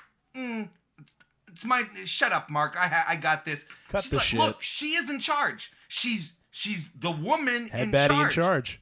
That's the manager in the back. He's supposed to be taking care of business, but I got this, So he's an accessory to her, but inadvertently is raising her up at the same time. Everything this guy does is fantastic. They're using him wonderfully. I don't care who wins in this match. It doesn't matter. It's leading to Hook versus Nese. That's all. This is a stepping stone onto that one. And you know what? Who said that he's more important now than he's ever been in WWE? The minute he cracked the face of Danhausen, you're like, there you go. Tony Nese has never been so relevant, because he's the guy who's going to make Hook truly look like he's going to be Hook's first real competitive match, not a QT Marshall thing. He's going to be his real first competitive match. He's going to make him look like $1 million. Hook is going to end up squeaking a win out of him, and it's going to be fantastic. And it's all due to this build. It's fantastic. I love it. Yeah, great stuff. This will be a fun match, and if you put something in for the buy-in, this has got to be the one. It's money, literally. It's going to be great, guys. Excited for the pay-per-view. I want to talk about this one. Jade Cargill defending the TBS Championship against Anna Jay. I believe that's official. They faced off on Rampage, and it was really good. It actually surprised me how good it was. I thought it was going to be, no disrespect, I thought it was going to be really clunky. And that was like that time where Jade really had stepped it up, and Anna Jay as well. It was a really good match. So I'm really excited for this one. They've both been putting in the work. I'm a little confused on what Anna Jay's role right now is in regards to the Dark Order, or not with the Dark Order, or any other storyline. Interested to see what her path has ahead of her. I don't think it's the TBS title right now. I think there's no reason, besides the one that Bill talked about moving forward, to take it off her, if she's going to face Thunder Rosa down the line. Right now, though, Jade retains, Bill, or Nunez, whatever your name is. It's getting late. Whatever your name is, Bill, Nunez. Yeah, Jade retains. This is going to be an entertaining match. We touched on it before. We picked Ruby to win the TBS title tournament, and when Jade won, I was like, oh, okay, but she has literally looked like $1 million since winning the title. She's been on a great run. One of the best parts of AEW television right now. I love that she's bringing up, Kiera Hogan and Red Velvet with the baddie section. I love the stuff with her and Mark, as a smart Mark, as Warren pointed out. This should be a good match. It's not Anna Jay's time yet. Jade is on a roll of a lifetime, and she will continue on. Welcome, Frank Knight in the chat saying, "Is Anna Jay still a part of the Dark Order?" Technically, yeah. Well, he put a part, like a part, not a part. Oh, so I still don't know the answer. So we'll find out. She still does this. So. Let's go to the editor in chief. He's good at words. She's in the Dark Order. She's in the Dark Order. Okay. Yeah, still. Although, if you ever turn Jungle Boy heel, put her with him, that wouldn't be a bad deal. See, I don't like that, like, lump them together, because I'm just not a fan of that. Like, you just hate relationships with wrestlers, don't you? No, God, there it is. Don't you, buddy? I know what you're talking about. Oh, someone's got nuclear heat now. There it is. Not me. This is gonna be Jade's gonna totally win. This is I mean, The one thing I wanted to say, yeah, she's going to win. I think is a testament to AEW that they have, after her pretty not great debut. It was that when she was talking, and that led to the famous "Is this open mic night" from Brandy, and like her run in the beginning was very rough, and AEW could have quickly cut bait on her, but they believed in her and they put the resources in her, and that's a testament to them. But the fact she has taken everything so quickly and has just become a star. The baddie section presentation is incredible, and she's just going to make them better, and she's great. She's going to be the face. I know we say Britt's the face of the division. She's going to be the face of the company. Yeah, I mean, transcends wrestling too. I think in a lot of ways. Kimmy. Finally, someone on this women's division that appreciates me, and Anna Jay. Love her. Great. She's going to lose, though, to Jade. There you go. She's still in the Dark Order, by the way. We had a whole conversation about that in Baltimore. And what's wild is they're both under a year combined each. Wow. Yepperoo. Yeah, my bar has been raised for this match because of what they did on Rampage. Like, I'm actually very excited for it. Warren? Yeah, I mean, look, this, the streak continues for Jade. That's unquestionable. I think following their initial match, I think it's been. I think the optics on it are better with Jade heading into a match with Anna Jay than a couple of other people on the roster. Earlier when we were talking about how Candice LeRae should come in, which by the way she should, because we stand Candice LeRae in Warren Hayes HQ. There's an issue. I find there's an issue though with the women's division that's very top heavy, right? There's a top heavy, and at the bottom you have a lot of very young, very inexperienced wrestlers, and you don't have that buffer in the middle. You don't have guys or gals, but we'll go with guys in this instance, like Tony Nese, Tony Nese is not a top guy. He's not a prelim guy either, but he's one of these dudes who can run the mid card, get a couple of wins over the prelim guys, but when it's time to put over the stars, the next guys, he can make them look like $1 million, and he'll take the L, and that'll be that. As we used to call them on the boards back in the 90s, a jobber to the stars, right? So this is what's missing, I find, in this middle part here, where but there's a whole bunch of problems around it as well. It's like we don't see the women enough on television. We don't see them enough, first and foremost, for us to really get excited at the prospect of Anna Jay fighting Jade, because this is a feud that would have needed a proper build-up. That would have needed some events, some things to spice it up onto the eventual and inevitable defeat of Anna Jay. And I think this is there's a gray zone here where it's like the mid card of the women's division is inexistent, because you have top women, you have your prelim women, and you have no one in between to sort of buffer and make the top women look good, but also bring the inexperienced ones up and put them over at the same time. It's a weird dichotomy, but Jade is fantastic. She's a star. She's over on her presentation, on how she looks. She's improving all the time. Jade retains. What are we talking about? Well, let's keep it moving here. Let's talk about Death Triangle taking on, who are they taking on? House of Black. House of Black. There's so much wrestling. I think House of Black has to win this one. They have to. I've been kind of. It's so funny because Phoenix is literally my favorite wrestler in AEW. So glad to see him back. We were there live to watch the injury. It was really horrible. You knew something was wrong. It's great to see him back. Like I mentioned before, he had the amazing match with Dante Martin. So he's back on track. It's good to see him back with his brother. Yeah, I mean, go with it, bro. You bring up some great points, man. Let's see. Yeah, I feel like because it's weird because House of Black came in. Yeah, you had Malachi Black, and then he brought in Brody King, and then Buddy Matthews came in, and then they've got kind of feuding with Fuego del Sol for the past month or so. It's been a little strange. I mean, it's been okay, but I feel like House of Black needs to get this one. As much as I want Death Triangle to win this, I feel like House of Black needs this win. Yeah, and we can talk about trios championships and all that. That's Yeah. been teased for such a long time. Yeah. But taking the gold out of it, I think House of Black definitely needs this one. Obviously, I've been a big Aleister Black fan before he was on TV, man. He's great. He really needs, Malachi now, but he really needs to show that he owns that dominant faction. And again, I love Rey Fenix. I love Penta. Alex is doing a great job. They're all doing great. But it's been so discombobulated with the travel, with the injuries, with COVID. Like I remember there was a time I'm like, is Death Triangle still a thing? They're like, yes, and then they went somewhere else, and then it was just the Lucha Bros. There's just so many different parts. I feel like it's just kind of it's back in full form now, but I don't think they're gonna win this match. They're all stars on their own. They're all stars together, but the House of Black needs to be one cohesive unit right now under the leadership of Malachi Black. They need this win. Kimmy. Okay, so first of all, them not adding Julia Hart when they did the whole stupid segment a couple weeks ago was the stupidest thing AEW has done. Are they going to eventually? Existence. Do you think they Nightmare are Collective. eventually? You think she'll eventually join? Nightmare Collective. I'll raise you that. Well, I was also going to raise the weigh-in with Cody Rhodes and Anthony Ogogo.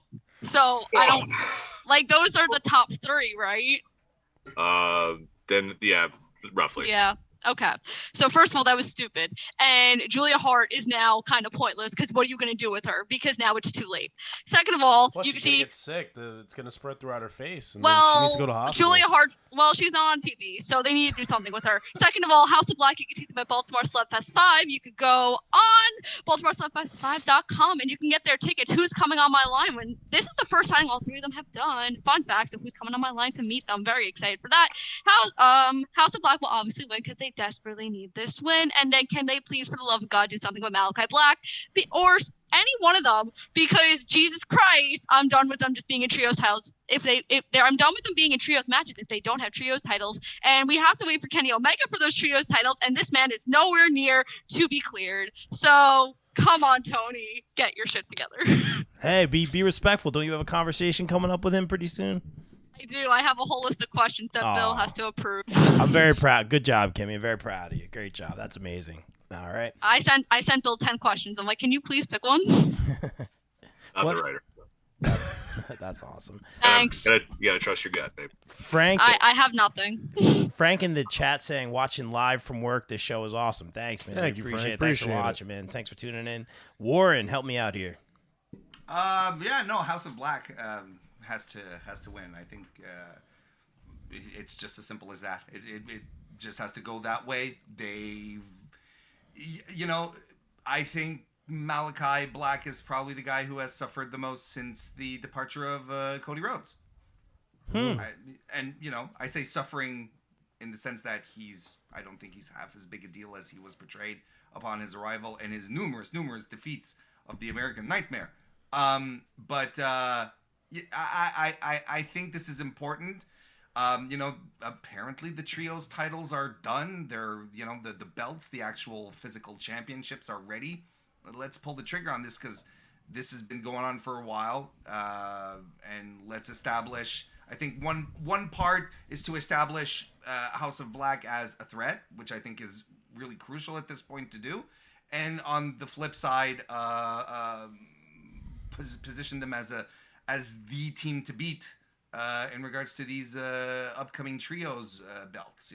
I think it's let's do it. I outside of this, I think this match is going to be outstanding. Yes, you can't have all these people in the ring and just not have it blow the roof off. I would start the pay-per-view with this match personally. Ooh. This is the one I'd kick it off with. Yeah. Great point. Warren Hayes saying the real winners, the fans in this one, but we're the real winners because Bill Bodkin's here. What do you got? This is true. So there's so much mileage left on this, and I think that the Death Triangle has just been snake bitten for years, just because of injuries and Pac with his, visa status and travel and all sorts of stuff. So it's been a pain, but it's a while, because I think that's what stalled House of Black, because they want to finish this feud off and they don't have a strong enough team to go against because everyone's kind of doing something right now. They had an incredible trios match with Eric Redbeard stepping in. I mean, the fact that Redbeard didn't get a contract after that, I was stunned. But I also wouldn't be surprised to see him in Ring of Honor. But I think this match is going to be amazing. Yes. House of Black's going to win, but we have so many singles matches out of this we haven't done. There's Buddy Matthews has not had a singles match yet in AEW, as far as I know. Him versus Pac, him versus Phoenix, him versus Pentagon. We haven't got. Maybe he did. I could be wrong.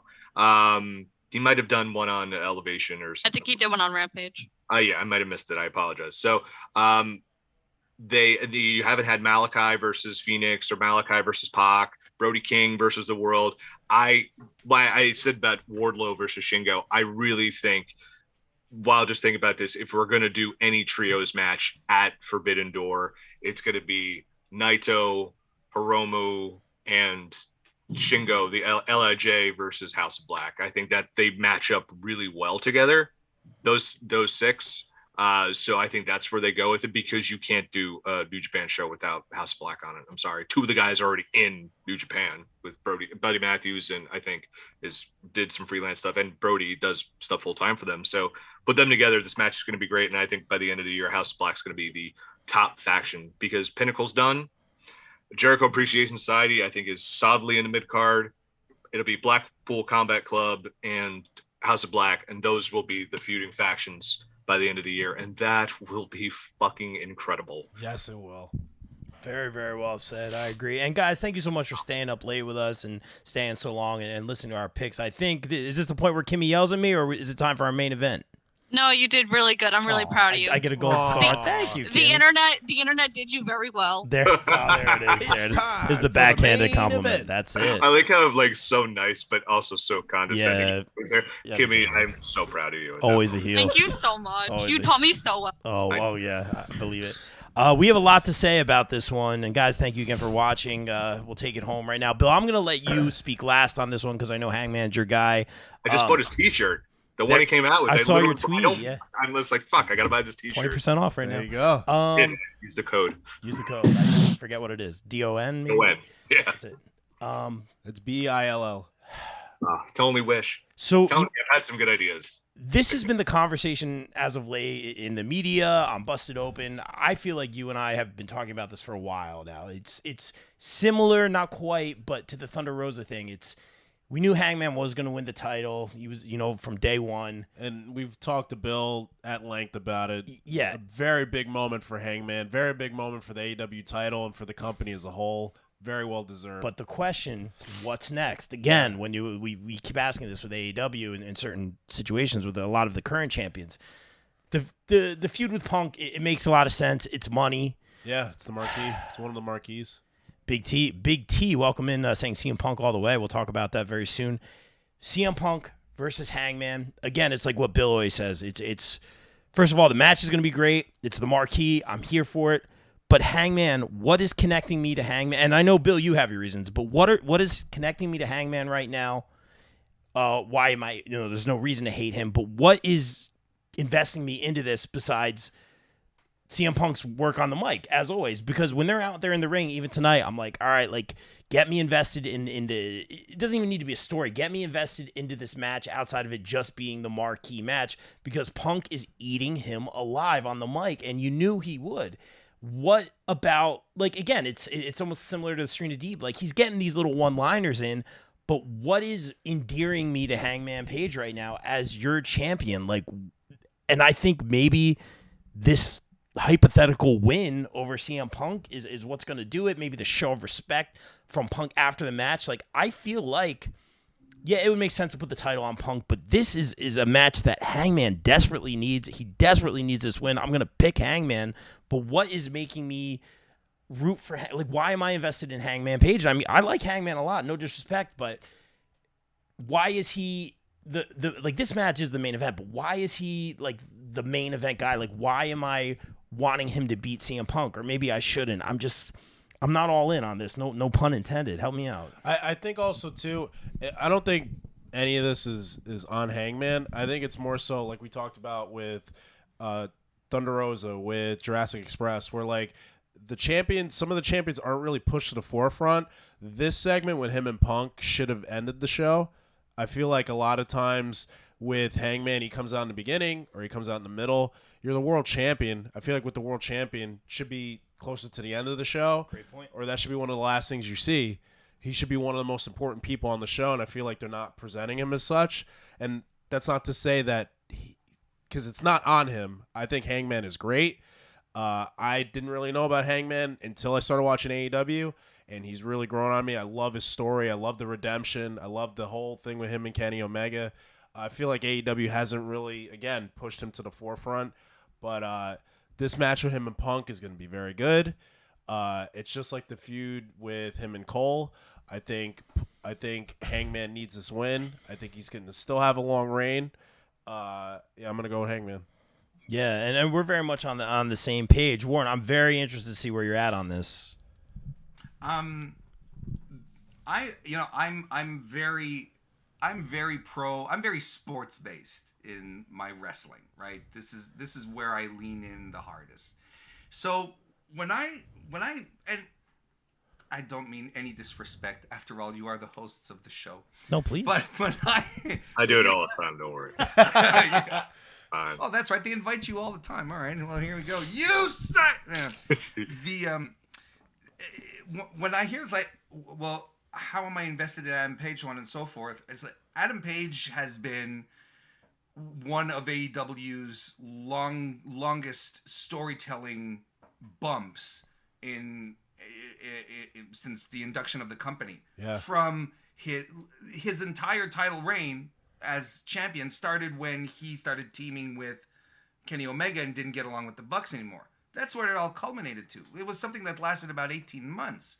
And that built Hangman for me. I got to know Hangman throughout his alcoholic phase, through his I have no friends phase, through then his association with the Dark Order, where you're like, there you go, buddy, and ultimately, defeats Kenny Omega. That still carries. And if anything, everything that's happening right now with Page makes absolute sense. Because CM Punk popped in last August and has overshadowed everyone. Yeah. Absolutely. Because it's CM Punk, right? I think there's no other argument to happen there. So recently he's been mad. He's been bitter. He's been pissed off a little. And he's fed up of this guy hanging around. He's like, oh yeah, you want my title? Well, you can't just waltz in here and take it. And the promo he cut tonight was absolutely amazing. Punk's counterpoint, fantastic. But Hangman tonight, essentially saying, we see backstage the devil that is CM Punk. And we've heard all the stories as wrestling fans. We've heard them from Ring of Honor and his attitude in WWE, and how the Colt Cabana stuff. Like, we've heard and the stuff with Eddie Kingston too. The stuff with Eddie Kingston. We know all these stories. Yeah.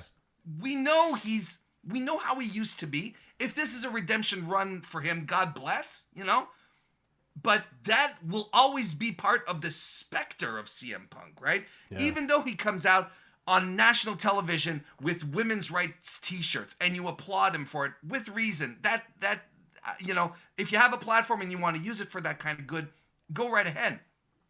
But Page bringing in this wrinkle, look, you come out here, you do your thing, but I know you. I see you backstage when the red dot is off on the cameras, right? I see this stuff.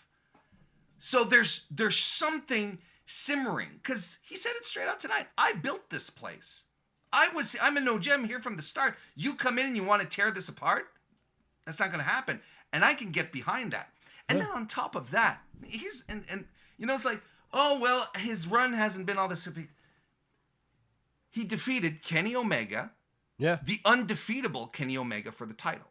He went the distance with Bryan Danielson.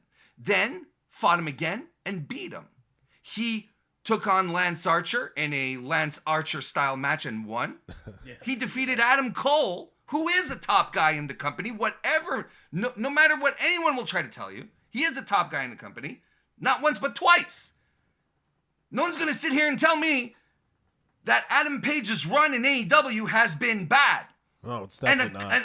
And on top of that, he doesn't come out every week and cut promos every week, but that's not what he's for. Because when he does come out and cut a promo, it's meaningful. It's full of real. It's full of things that you can relate to because it's basic stuff. It's his feud with CM Punk, Pro Wrestling 101. Challenger wants the title. Champ is like, nah, you're not going to get it. And he's ready to fight this guy who he doesn't like. And we've been wondering, what's his problem with CM Punk? We found out tonight what his problem with CM Punk is. CM Punk, you come out, you're two-faced. There's a devil to CM Punk. And I see it. And AEW is my home. You've been all around the block. You've cut all sorts of promos. You've done your pipe bombs and whatnot. But this is my home. This is my place. I think absolutely he retains. Absolutely 100% he retains. Because it's MJF who's taking the belt off of him. There it is. Wow. Yeah. Warren, very well said. And I'm notoriously, very, very well said. And I am notoriously not a CM Punk guy. That being said, he has always made it interesting. He has always been very captivating. But for the reasons you said just now, I've heard the backstage stuff. I've talked to people that worked at ROH, and they were kind of happy that he wasn't there, and this is just what I've heard and talked about, and Kingston talks about it all the time, and I like what you said, the red light's on, so I don't disagree with you. My problem is the way you just explained it gave me more, you made me more excited for the match. What you just said right now made me understand it better than I think what I saw tonight. Maybe I didn't connect, but you personally spelled it out. Maybe it just went over my head. And no, but here's the thing is that I don't blame you. And here's the thing. I think this what it boils down to is what connects you with pro wrestling, right? AEW is not a perfect promotion, but what they tend to do well, they usually do it very well, and it speaks to me. So, outside of having, long-winded programs, with week in and week out, we're having an arm wrestling competition tonight. Yeah. It's like all that as we're telling a story, this kind of stuff speaks to me most. What Bryan Danielson and Jon Moxley were doing before the BCC, before Revolution, I was all in on that. I was like, this is what pro wrestling is to me. What FTR does, that's what pro wrestling is to me. This connects with me much more than, other types of wrestling programming out there. I'll just leave it at that. So it's fine. I think it boils down to a question of what you're able to go and grab out of this. This feels AEW Dynamite. It feels like home for me. It feels like finally something that's made for me as a pro wrestler. I don't give a shit about the casuals. I really don't. The casuals already have their show. You know what it's called? WWE. That's what it's called.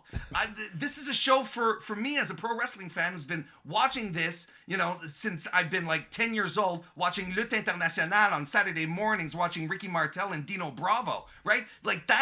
This is why I connect with. So I'm not going to sit here and be like, you're stupid. No, I get it. Yeah. I absolutely get it. It's, what speaks to you most. And I think the Adam Page run has been very good. But I will say this is not the penultimate Adam Page title run. He's going to get another one, and that's going to be the barn burner. There you go. Very well said. Very, very well said. And a lot of people in the chat agreeing with you right now, Warren. But this is why you're here, man. Very much appreciate it. Bill, I'm going to let you take it home. But first, the goodest sister, I want you to weigh in on this. All right, so first of all, you got to say what we say at Elite POV, which is fuck the casuals. That's the first thing you got to say. Okay, had I known. Yeah, that's what we do. We do not express the views of... Go ahead. Oh, I do. We love everybody. Listen, just gotta say what my team says, Okay, so first of all, I don't want to get a lot of hate for this. So it's the first thing I'm gonna say. I sounded very negative tonight. I love AEW. I love WWE. I watch everything. Yeah, I I'm prefer a wrestling the ones. fan, yeah. Amy loves wrestling. Literally your channel. I know. I prefer the Wednesday night programming than watching Rollins lose every single week. But first of all, I had to. He's dying over there. Okay, so first of all, my first problem is, and I'm really upset that we haven't talked about this, the TNT title as of right now is not getting defended, and that will be the second pay-per-view in a row where it has not been defended. And I find a very big, I know, I think things are going to change, but as of right now, I find a very big problem with that because one of the first things Tony promised was every title would be defended on every pay-per-view. And this is where I go with WWE fans because of the fact that all of you complained that the United States Championship and the Intercontinental Championship Championship are not defended on every pay-per-view. The IC title has not been defended since WrestleMania 37 on a pay-per-view, which is horrendous. It's horrible. I don't know what Vince is doing. I don't remember the last time the U.S. title has been defended, but if you're going to shit on WWE for doing it, you damn well better shit on AEW for doing the same damn thing. Do not play bias towards one company. That's my first problem. My second problem is I hate this Adam Page title run. I think it fucking sucks. I hate it. Phil, I'm so sorry. Please do not kill me. Please don't kill me. If you I'm about to go downstairs, get a whiskey, and just go all sorts Someone of get Kimmy an always a heel shirt right now. Go ahead, Kimmy.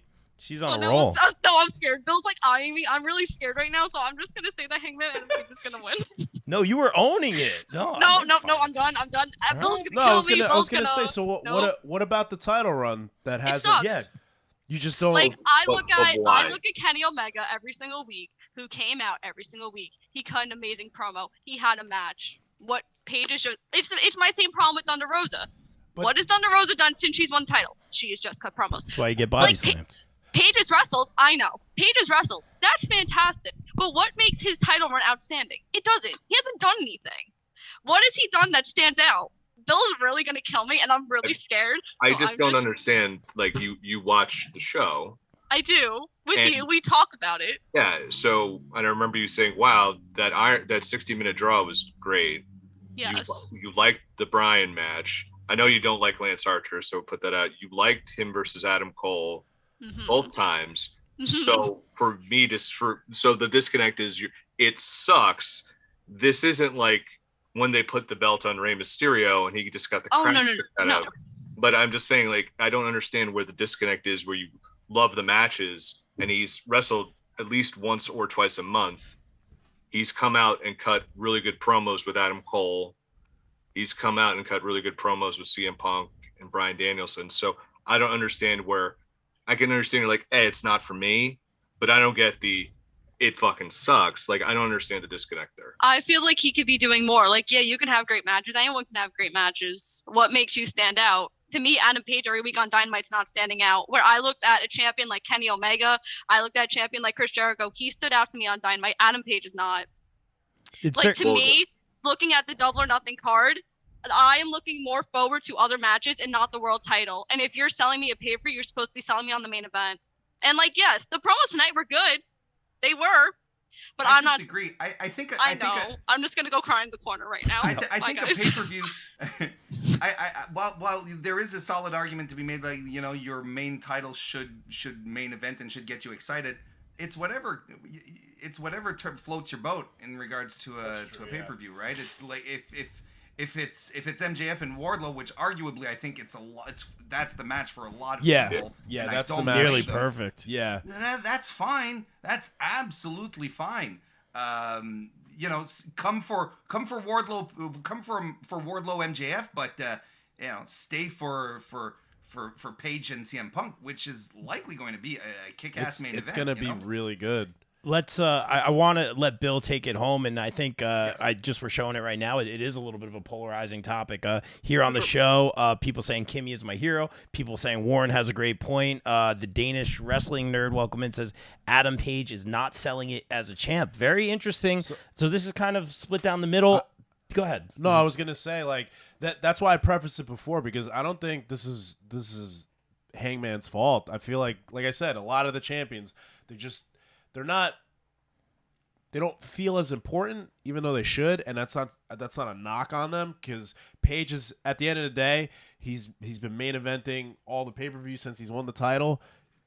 Kick-ass matches. Like, we've seen a bunch of them live. They've looked great. He cuts great promos. I just feel like AEW with their champions, besides Jade, doesn't really put them at the forefront. I keep saying that. It sounds like a broken record, but they don't really make them feel as important. I don't understand why, or I feel like Hangman should be towards the end of the show or should be closing the show because he's the world champion. There are things maybe that's a lost art nowadays. I don't know. There are things that can be done better, and when you have feuds like Warren said, like MJF and Wardlow, that are nearly perfect, you know, it's hard to go against it. A good problem to have, though. But Bill, I want to throw it to you, man. I want you to take it home. And guys, thanks for staying up so late. Thanks for coming on the podcast too.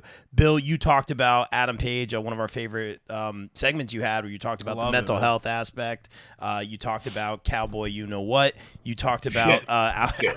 alcoholism, all that very serious stuff, man. I know he is one of your favorites, man. Road to redemption. He means a lot to you, just like, Johnny means a lot to Nunez, man, and that's what it's all about at the end of the day.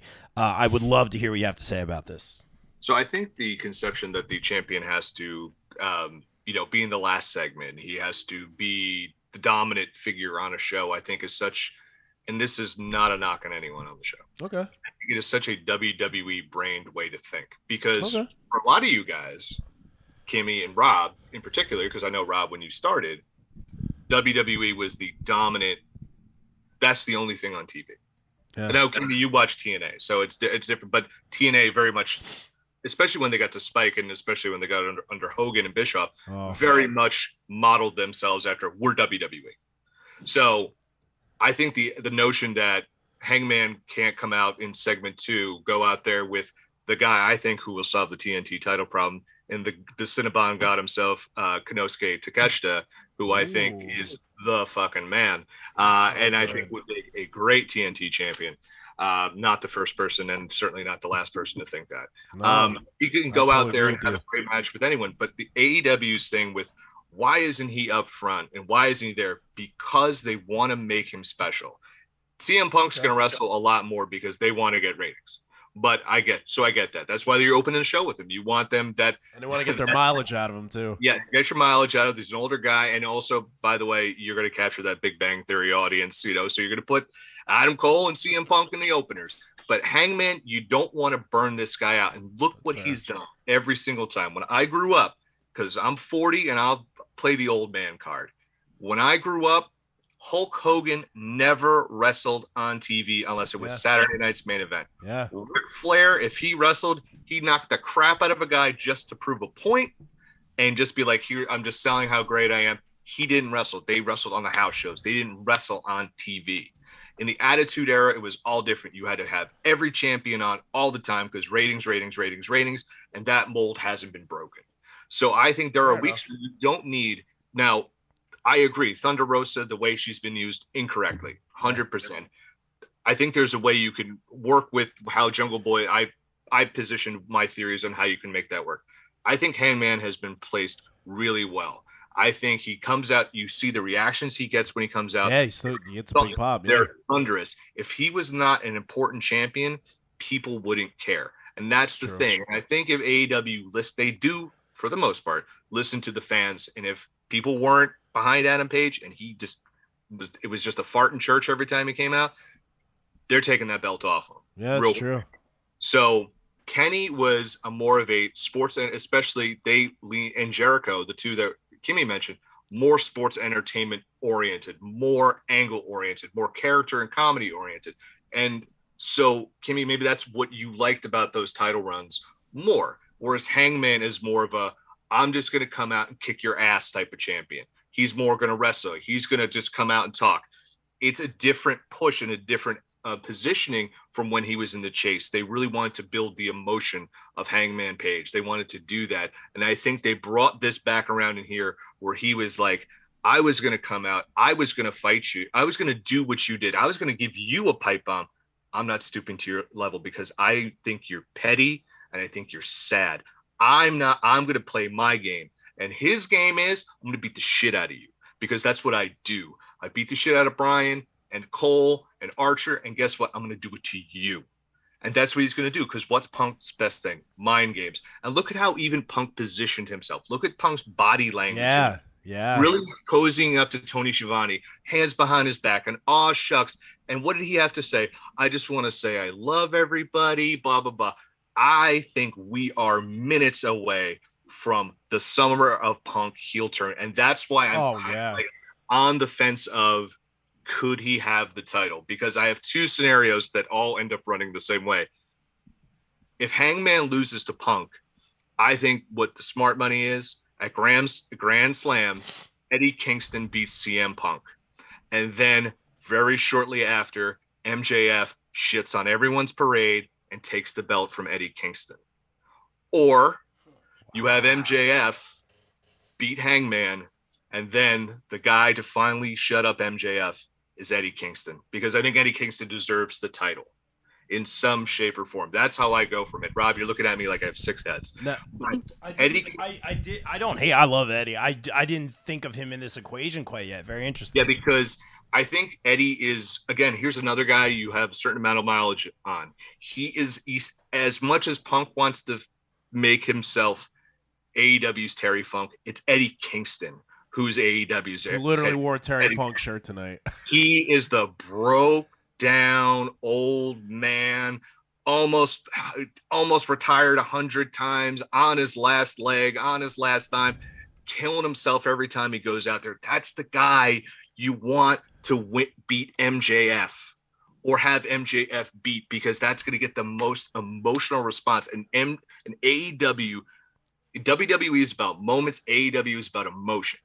And that's what I think the great thing here is. That's why I'm very torn. But I honestly think, and this is just another Bill Bodkin's Wild West Theory show here. Love it. Keep shooting, Tex. I think that Hangman is going to win. This drives Punk crazy, and he fully goes heel. But the end of the show, coin drop, Okada comes out, holds the belt. He is not booked in Japan this weekend. Points at Hangman. We got our main event for Forbidden Door. Now, do you think that this is a multi-match feud with Punk and Hangman, or? I don't know, because I haven't thought that far in advance. But I have the Okada thing, and it could be a video or it could be in person. But I really think, like, if you want to set up champion versus champion, Hangman and Okada, Jesus jumping Christ, just put it in my veins. It's going to be so good. And everyone will go ballistic, because I think AEW does one thing. It's like, you know how we end a pay-per-view? We're bringing someone you don't know who the fuck it's going to be, or we're going to bring somebody out, or you pretty much know who it's going to be, and we're going to bring them out. And sorry, go ahead. No, I didn't mean to interrupt, Bill. I thought you were done. No, I just think that is it going to be a series with Hangman? It could be. Okay. Maybe one more match, one more violent match, a bull rope match, a Texas death. I know, you know what? Fuck Texas death match. They've done too many of them. A bull rope match, an old fashioned cowbell in the middle. We're gonna bleed to death type of match. I don't want anyone to die. I'm just saying. I'm just saying. Like, I bleed to death in a safe way. Yes, but I think that could be the ultimate. That match is ultimately where Punk goes over and he fully goes heel, and then you're in a very weird position of, okay, who does Punk go to next? Who's the babyface that goes after him? Because to me, that would have been Cody Rhodes. Oh, you know, the guy who ran out of people to fight in AEW? My fucking ass. Like, he could have fought a heel Punk and a face Cody. That he could have made Cody get over. I think he could have got him over as a face, but that's not going to happen. So it could be anybody. So it's very interesting. I think Eddie Kingston actually would be great in that. Can we add on 5 minutes, Bob, or are we? Do it for you. No, I don't want to keep you, man. Yeah, please go. Yeah, by all means, please. Look, I appreciate everyone still sticking around, because, look, I think there's a question here of just AEW is an embarrassment of riches, yes, which is why we're having this type of conversation, right? Where we're having, why isn't the title? Is it like MJF and CM Punk leading into Revolution overshadowed everything? Yeah. But what are you gonna do? You know? And then on top of that, then you have Bryan Danielson. Then you have Jon Moxley. Then you have Chris Jericho. Then and then you have the young guys. The young guys then you have Darby. You have Jungle Boy. You have Hook. Like, it's the promotion is literally an embarrassment of riches. Yeah. So these are very interesting conversations to have, because it's like, it should be this, it should be that, but you've got so much to pick from and so much to get excited about that, you're like, anyway. But Bill opened the Forbidden Door. I'm going right through it.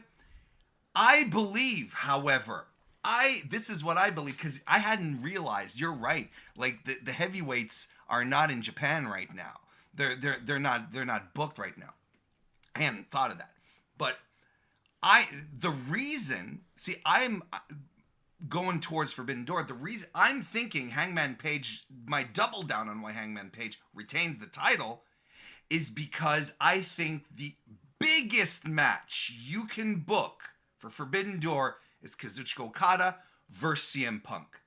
I think that is the biggest name match. Would I perhaps prefer to see Bryan Danielson versus Kazuchika Okada? Yeah, most likely, but name value, something that will drive pay-per-view buys, that will get people both in Japan and in North America to go like, holy shit, okay, because in Japan they've heard of CM Punk, right? They know who this guy is. So this is where because they want to push, they hit a record, right? 200,000 pay-per-view buys for All Out 2021. They want to go over 200K for this. They absolutely do. And they have to. It's a joint pay-per-view. They're splitting the money, right? It's not going 100% into one person's pouch, right? So on name value only, the show sold out. They can book. All they have to do now is book a show that people will want to buy from the comfort of their homes, will pay $60 to watch it. That's what they want to do at this point. And I think there's not a bigger match than this. And I think that if you put the titles, if you involve the world titles in this, IWGP, AEW, Gedo, and Tony Khan will not be able to see eye to eye. I don't want my champion doing the job. I don't want my champion doing the job. Take the titles off of the equation, you're good to go. Now you have a match. Now you're like, okay, where are we going with this, right? And then you have Paige why not have like a title for title match with Jay White, which would also rock? Because Dominion's coming up before on June 12th. I'm convinced Okada's dropping the title. Convinced. I think he's going into Forbidden Door free as a bird so he can fight CM Punk. I'm convinced. Because it's the only way these guys, Khan and Gedo, will be able to sit down and see eye to eye and decide my guy's going over. Such a shame we don't get Kenta. I was just about to say, Reese in the chat said Okada over Kenta. Wow. Oh yeah. Oh God, yes. You do that for the next show. Okada at the Washington D.C. show that they ran 2 weeks ago. He was in a tag team match. He comes out. People erupt. They're on their feet. The North American audience want to see Kazuchika Okada, belt or not. And he comes out in a tag team match, with fucking Rocky Romero. No disrespect, but I mean, it's like the people didn't pay money to see Rocky fight. God bless them. They paid to see Okada. He comes out, he gets the star treatment. Of course, that's what you want. I don't think there's a bigger match that they could book. I was going to do the shameless promo. We're actually working with Rocky Romero, Pro Wrestling Magic, this Saturday at the Mecca. Great guy. He's the smartest man in wrestling. I love Rocky. Rocky's fantastic. Don't get me wrong. It's just like, look, I could be wrong. Like there could be a certain percentage of people who were there was like, I bought this ticket to see Rocky Romero. Sure, of course, but. Also, you notice they took the Casino Battle Royale off this because I think they're going to put that at that's going to be at Forbidden Door. Interesting. They did that at the Garden. Kimmy, you were at the Garden, right? Yeah. Everyone got a huge pop from New Japan except for Yoshihashi, where everyone's like, neat, you showed up. Oh boy. Poor guy. On that note, guys, thank you again for staying up. But before we get out of here, we are all about that shameless promo here on the BCP War. And I'm going to let you start because I really am a big fan of your show and your takes. You really are ahead of your time, man. You have some great sound bites, some great theories, and you look at it from all angles, man. Tell everyone where they can follow you, leave the reviews, social media, all that good stuff. Well, it all happens on youtube.com/Mr. Warren Hayes. I do two promos. Yes, I do a bunch of promos actually, but I do 2 podcasts a week. The main you should do 2 promos a week. Yeah, just a couple. The main one being the Mr. Warren Hayes show, which records live on Thursday nights, 9 p.m. Eastern. You can come check that out this week.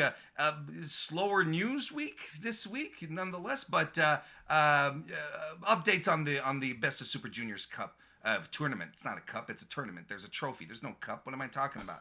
I've been watching. I promise.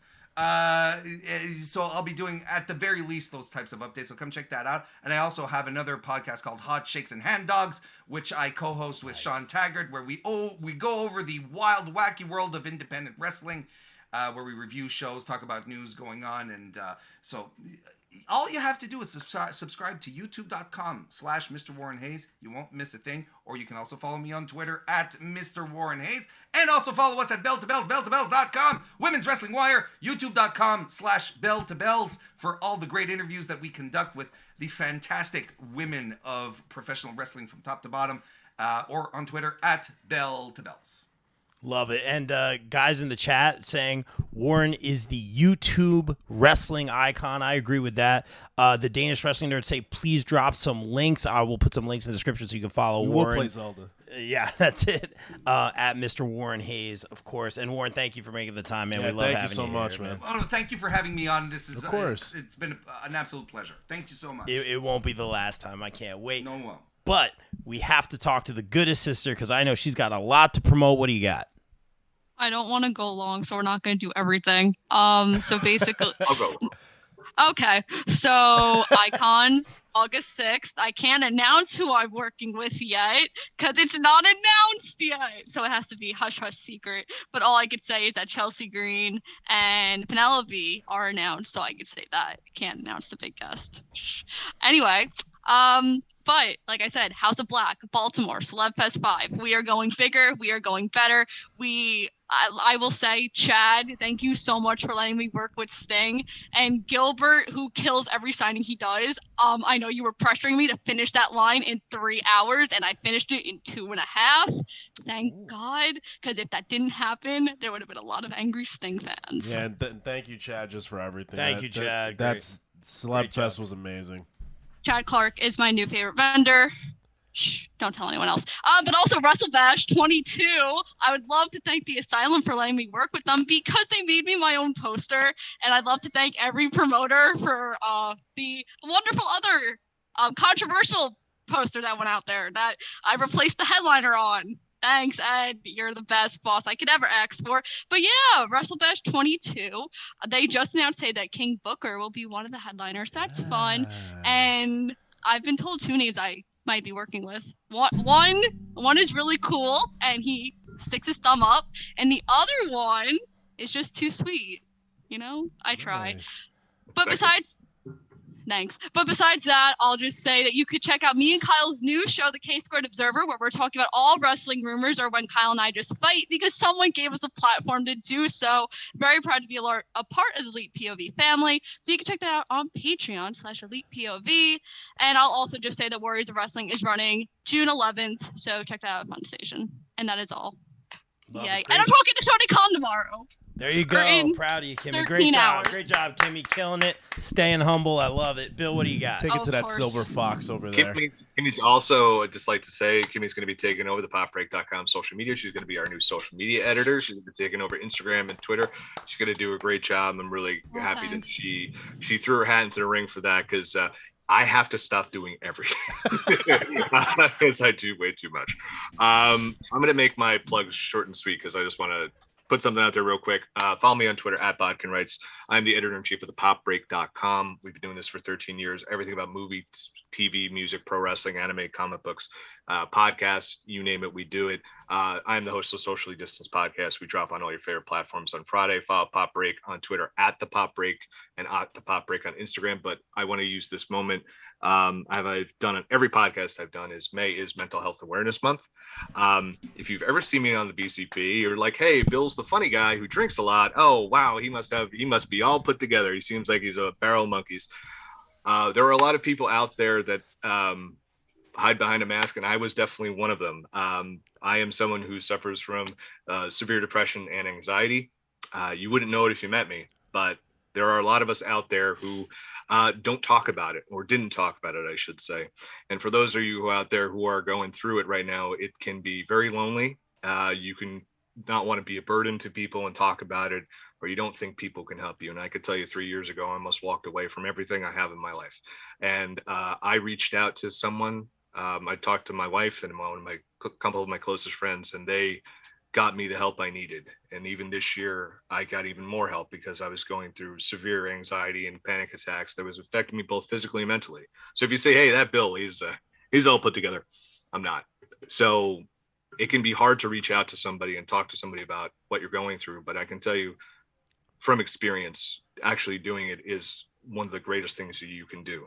Really and if you're not somebody, if you're doing okay right now, it's okay to reach out to a friend that you haven't heard from in a while, because even the strongest people, you think the people who are the strongest might be going through some of the worst. So it's been a rough few years, so we can all get through this together. And, I can say that Rob has been a great friend through helping me through it. has always been having my back for that. So I always thank Rob for that, even though I bust his balls in every possible chance because it is so fucking easy. I am so vicious, but also very vivacious at the same time. Wow. Wow. That's only two don't Vs. let this hand sit. Oh, I know. I don't know what the third one would be. It's Victorious. It's a very Vicky situation. What can I tell you? But anyway, that's what I want to say is just like there is help out there if you need it. And I'm at Bodkin Rights, and if you are going through it and you just need an ear to listen to, you can DM me. It's always open. So Phil's the best therapist, by the way. Just I love it. Hashtag dad instincts, man. Hashtag Silver Fox. Look at that guy over there. Well, listen, first off, I have been catcalled that before in my life. Damn right. And I said I was sorry. Right. I was And very I'm sorry. sorry I was about also that. called a DILF one time. I'm sorry and I about that. lost my It won't ass off. happen Oh again. boy.